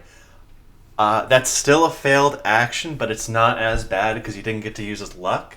He's going to take the cigarette he was holding in his hands, palm it, and just smash it into your face, breaking breaking your nose, getting ash in the wound, nose, and eyes, which is going to be a unarmed attack with daze, knock prone, and a shove. So that's going to be 2 shock to your head. You're going to take 2 penalty dice for the rest of this fight. You're going to be knocked prone, so you have to either spend all round getting up next round or make an athletics check, multiple actions with whatever you're doing. Okay, I don't know how this interacts with that, but I would like to remind you that I have 5 hard dice in light armor and heavy armor. Cool, you take 1 shock. Okay. He has enough penetration to not care about the... Wait, is the light armor hardened? Yes, light armor is hardened and armor defense. Okay, he has enough just native penetration on his unarmed that you're only taking 1 shock. He doesn't seem bothered by this. Okay. Well, Captain Dumont will slam to the ground, backflip his way back up, put up his fists with, blinking ash out of his eyes and say, "I'll fight in first blow! At thee!" Alright. Go for the leg sweep. If you're going for like the full backflip, you need to make a multiple actions athletics check with your action this round. Otherwise, I did get knocked prone, right? Yes. Yeah. Okay.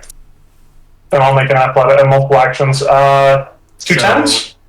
If you're doing that, remember you're taking 3 penalty dice. 1 for the multiple multiple actions, 2 for the days. In that case, 2 9s. Okay, is that just to get up, or is that to do other things as well? That's just to get back up. Okay, you are up. So multiple. Do you know how multiple actions work there? Not really. So what you're going to do is you're going to reduce the total dice pool, but you're looking for multiple matches within that dice pool. So I think you rolled 7 die, and you need 2 matches to do 2 actions within the same 7 die. Yeah. So multiple actions, because you can just get up if you Oh, then I'll just get up, and he can take his action. I want to say if you get up, you're not making defensive rolls either, though. So if you wanted to do like athletics and dodge or athletics and block. Mm-hmm. Basically, did you get a second match in your roll? You know what? No. He punched me with a fist full of ashes. I'm going to try and kick him in the junk from prone. All right, make an athletics check. No gobble dice? It's still gonna have 2 penalty dice. You're rolling 2 fewer dice because he's dazed you. Gotcha. In that case, 2 7s. All right. As he runs up, you kick him square in the junk. He takes it, no reaction. Well, that's he had a disappointing. prepared action to grapple your leg and bring his elbow down on your knee. Rude. This fellow does not play by Queensbury rules. So technically speaking, you're only going to be taking 1 shock to your leg. But this ability he's using, it's going to make your leg be treated as if it's broken. Until you heal that 1 shock, you can't use that leg. Exceptionally rude. Exceptionally rude. In that case, I want to point out that's going to add a further 2 penalty dice, so you're at 4 penalty dice on all your rolls now. In that case, I'd like to invoke Captain Dumont's sidearm to turn it into a pair of brass knuckles. Hell yeah. This motherfucker wants to play nasty? Did I build you brass knuckles? No, you didn't, but you built me some other stuff, and it doesn't say anywhere that it has to be a gun. No, it doesn't. I thought I did build you brass Maybe you knuckles. did. Let me check. Totally ready for Diamond Knuckles 1 from the champion of Neptune. Oh, yes! You're right! Attack +1, mass, obvious, go first +2, engulf +2. 5 wiggle dice and 5 dice. I don't think that helps here. Fine. Sure it does. I'll just punch him with those, unless you have a better suggestion. No, punch him with those. I'm a fucking punch. I mean, he's within punching range at this point, yes? Yes, he is. I'm fucking punch him with the fucking diamond knuckles from Neptune. Alright. So I've got four gobble dice on, or not gobble dice, but penalty dice, right? Yes, that takes from So your I regular roll die, not the wiggle die. one die, and then add 6 10s. All right. Oh shit. Yeah. Okay. Yeah. So Uh-huh. what this is going to look like is this is going to be him transitioning from a full-on like punch looking to end things to a block where he straight up meets your fist with his arm, or it's just full-on fist on fist, but it is technically a block. So you're going to see like some skin split. You're going to hear the crunch of bone a little bit in his arm. He doesn't seem too phased by it, but both of you are kind of like kicked back by the impact of the two fists colliding. Sure. Note that it does have Engulf. Yeah, it is technically a block still. So okay, when you gotcha. block without like any armor or defenses, it still deals damage to the limb you blocked with. That's all that was. Well, despite the fact that he blocked, there is like a 5-foot furrow in the ground behind him now. Horrifying. It does have a mass capacity. Yes. He's gonna look down and go, weapons? Cigarettes? Yeah, fair enough. He reaches down, shifts through the dirt a little bit, just happens to find a pebble. He holds it up. Okay. I think it's his action, so. He just points at it. This good? Sir, you up the stakes? Great. Alright. Make your attack. Oh no, Captain Dumont just motioned him to it. It's his. Okay. He's gonna nestle the pebble in his hand. He's gonna like do some moves as if he's doing a magic trick, and he's just gonna flick the pebble down your throat. Can I dodge? Absolutely. It has 10 levels to go first. Wow, okay. We're not dodging that. I'll fucking eat it. You immediately begin choking. I will punch him nonetheless. Alright, you're up to 6 penalty dice. I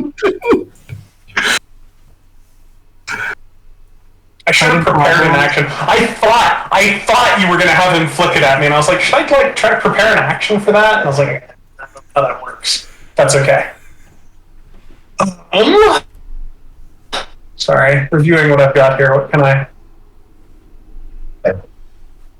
fuck around with? If anything? Not much. I think I just have to go for him. Dumont's probably going to lose this, but by God, he's not going to give up. Okay, I think if I can suggest something, Shit. it might be time to try the Yeetifier. Because if you can't beat him by damaging him, you might be able to get a ring out. Not sure. No. However, I will instead create. I will drop the fucking brass knuckles and pull out a pair of ballistic fists that do the same thing the Yeetifier does, but they're melee range. Alright. Collateral's gonna move in. And I'm gonna fucking swing for the chin.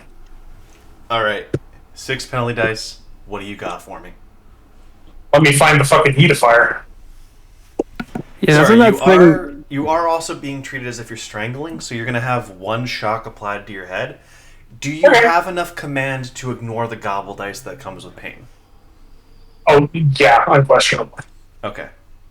Do you? I mean, I've got 5 dice in command. Nope, that's not you enough. have a superhuman command for that.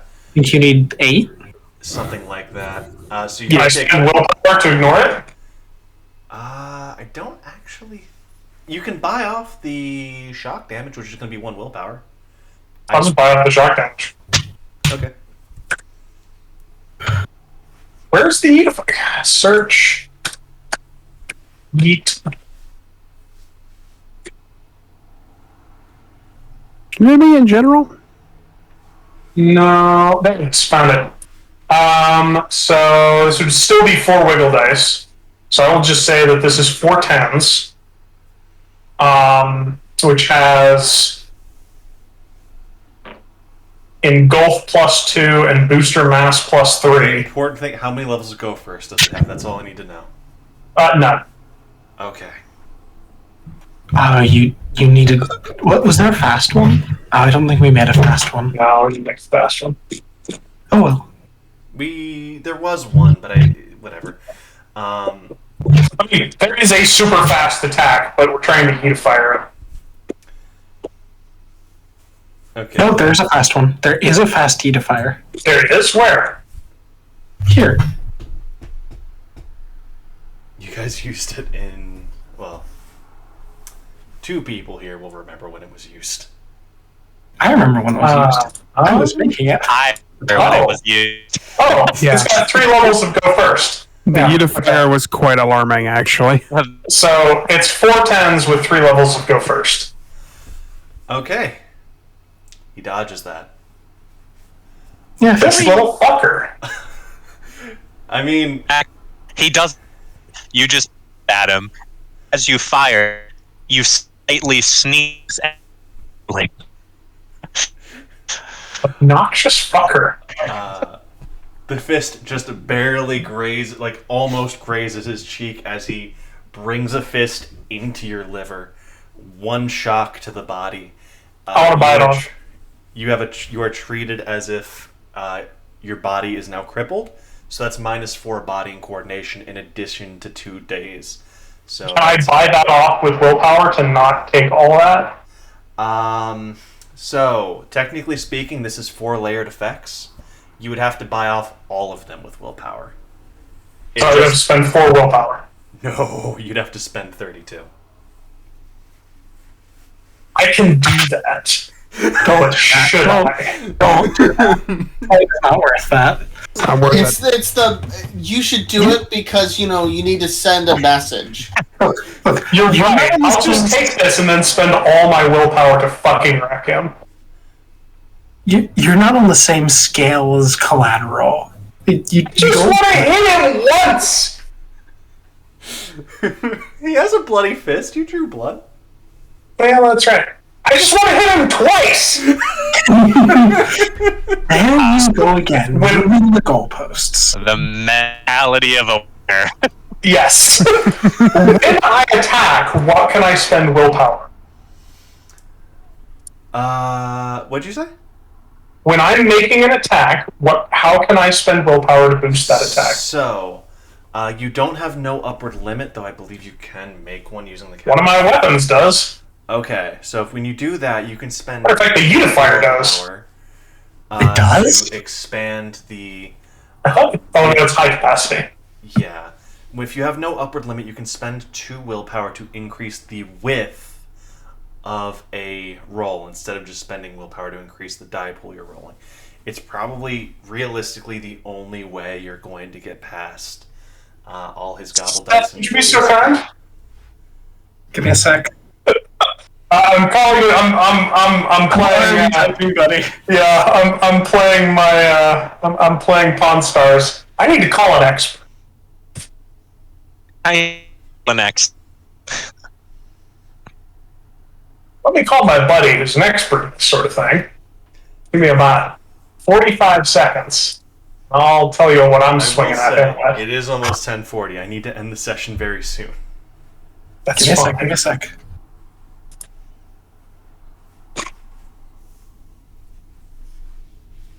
I believe in you, Seth. You can do this. I can't beat him, but maybe I can ring out him. We're gonna try. Gonna try to beat him.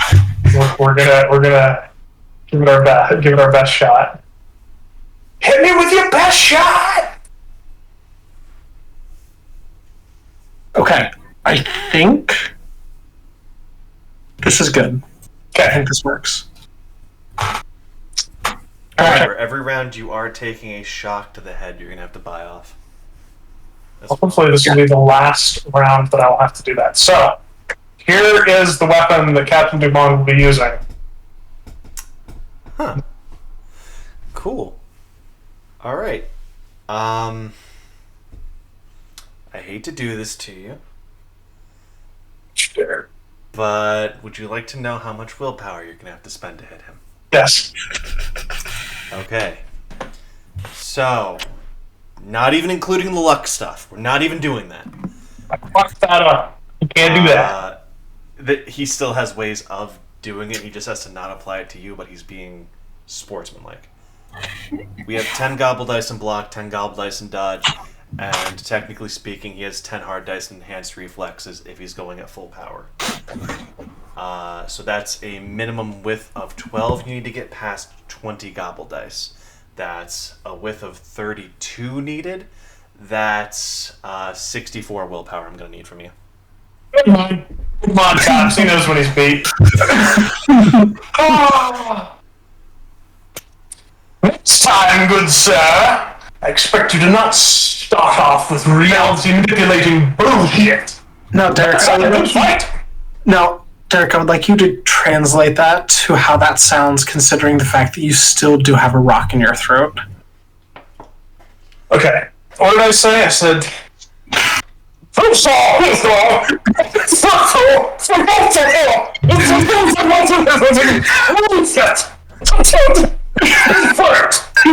gonna look down and go, it sounds like you need help, man. He's gonna kick you in the side, the pedal's just gonna come rolling out.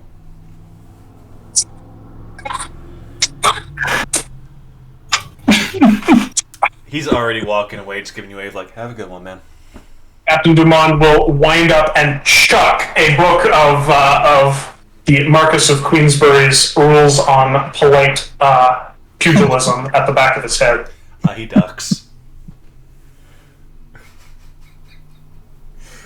It lands in front of him. He chooses not to pick it up, takes that's it. fine. He's fucking stealing it. He's taking it. Good! That's what was intended! That's a gift. Yeah! He doesn't view it that way. Alright, I end don't of care. session. As long as he reads it. Everyone gains 1 experience point. Yay! Alright, who had the best bit of the night? I want to give it to me and Seth just for continuing this perpetual war that's going on in the closet. That was wild to find out about, I'm not gonna lie. Letting fucking Tom meltdown do it. Hey, Bob, Yeah. can you change the name of the channel from Night of Many Tens to Candy Ragnarok? Ooh, that's good. That was That good. is pretty good. Alright, yeah, you guys gain half an experience each. Who had My vote would be it's either for Seth and Chris for the Candy Ragnarok, or it's for Derek because that gargling a pebble was really fucking funny. That was good. Nah, give it to them. I'm good. Okay. Mm-hmm. Who had the most useful moment tonight? Like who had the biggest impact? See, Captain Dumont did this thing that I very specifically wanted to happen, wherein, well, Quartz and Mannequin ended up in the same place. And that had prior been an issue, and that issue has been since resolved. I was gonna give it to Captain Dumont for making sure two Nazis died. 3 Nazis died, sorry. I think it goes to Dumont. Dumont gets it. Thank you, Alright. gentlemen. Who stayed in character best this session? Seth? Seth, yeah. Alright. Seth or Tom for freaking out over the fucking Candyland. Tom, do we want to split this one? Sure. Everyone good with that? It's split. I'm okay with that. Alright. So for the final point of experience, let's see here. Okay, I have an idea. We're taking bets for this final point. Okay? Okay. If we're doing the stepping ladder of a fight's happening, we're betting on the winner. The contestants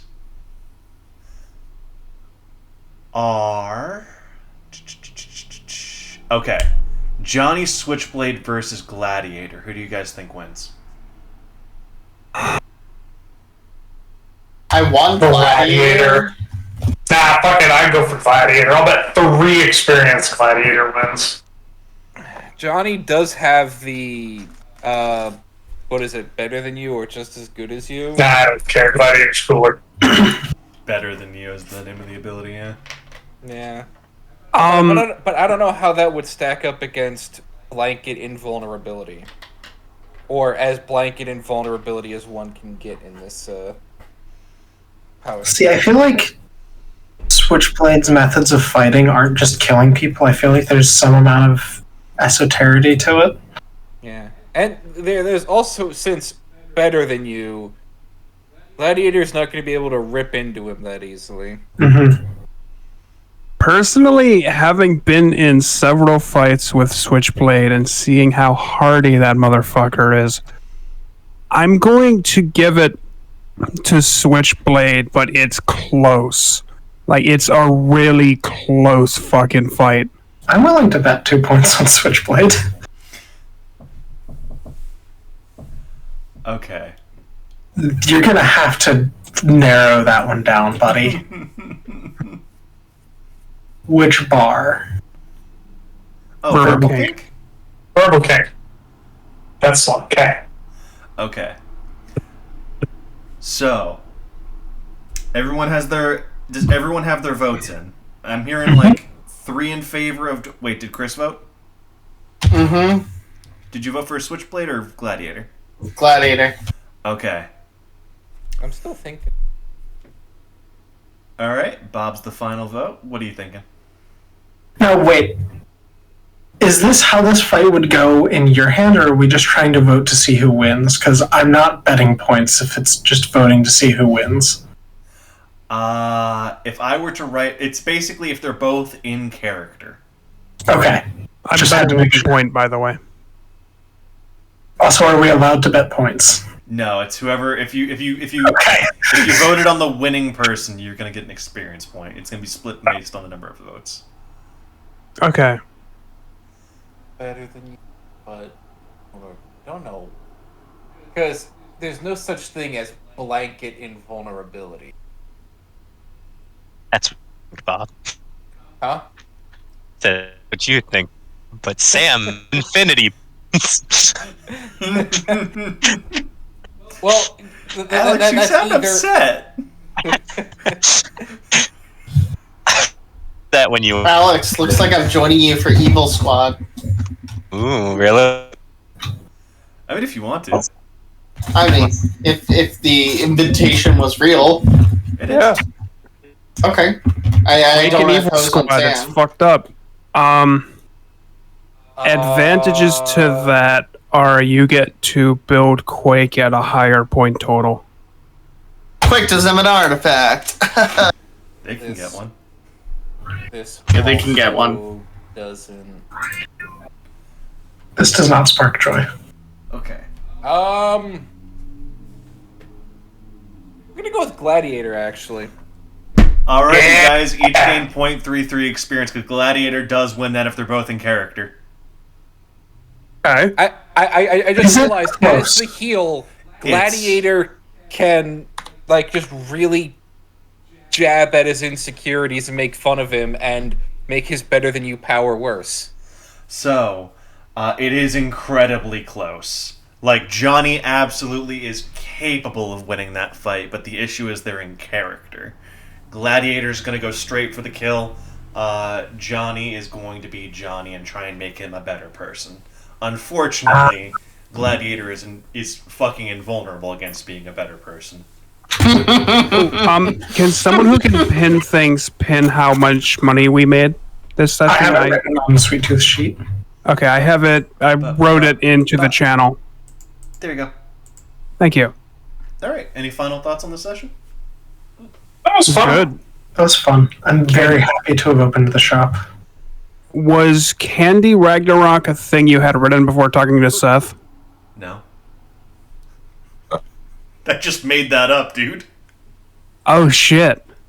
Yeah, You just pulled that off the top? Yeah. Fuck. I knew there was a broom closet. That was about it. And then I'm like, what can Tom not say no to? I mean, when you say like Oompa Loompa songs, but it's like a dirge. It's good, right? That was so amazing. I loved that so much. I don't like that this implies that the power Sweet Tooth has, where Sweet Tooth is basically also Mr. President, apparently. No, see, Sweet Tooth has no control over the things he produces as side effects of making candy. Mostly it's the weird contraptions he has set up.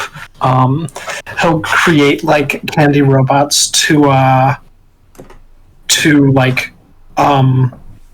run the stuff.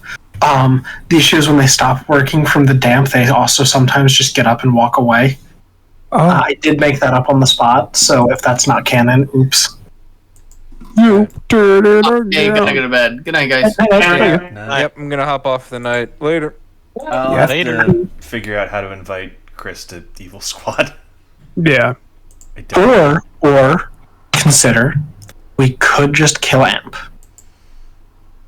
Do you mean Quake? Sorry, Quake. Sorry, force a habit. I'm looking forward to when we run into Evil Squad again. Or when we run into Evil Squad for the first time. Sorry, I guess I'm feeling. When Dumond runs into them again. Yeah. I don't think I actually told anybody in the party about. You did not. We appreciate the OPSEC, let me assure you, man. Yeah, I mean, there was Captain Dumont didn't have any reason to tell anybody. That sort of shit happens on a semi-regular basis. I mean, the only thing that I think came up is that Dredger stole the wheel. Yeah, he's gonna get fucked up for that. Let me tell you what, boy. All right. I'm serious that when we next get together, Captain Dumont wants to try and get Verbal King to let him set up a No Powers I fight don't pit. think they're not. You're not supposed to go in there. I'll send a letter, or send in one of the crew, or go in anyway. I love the legend that the captain do just like any private military, but they just kind of look confused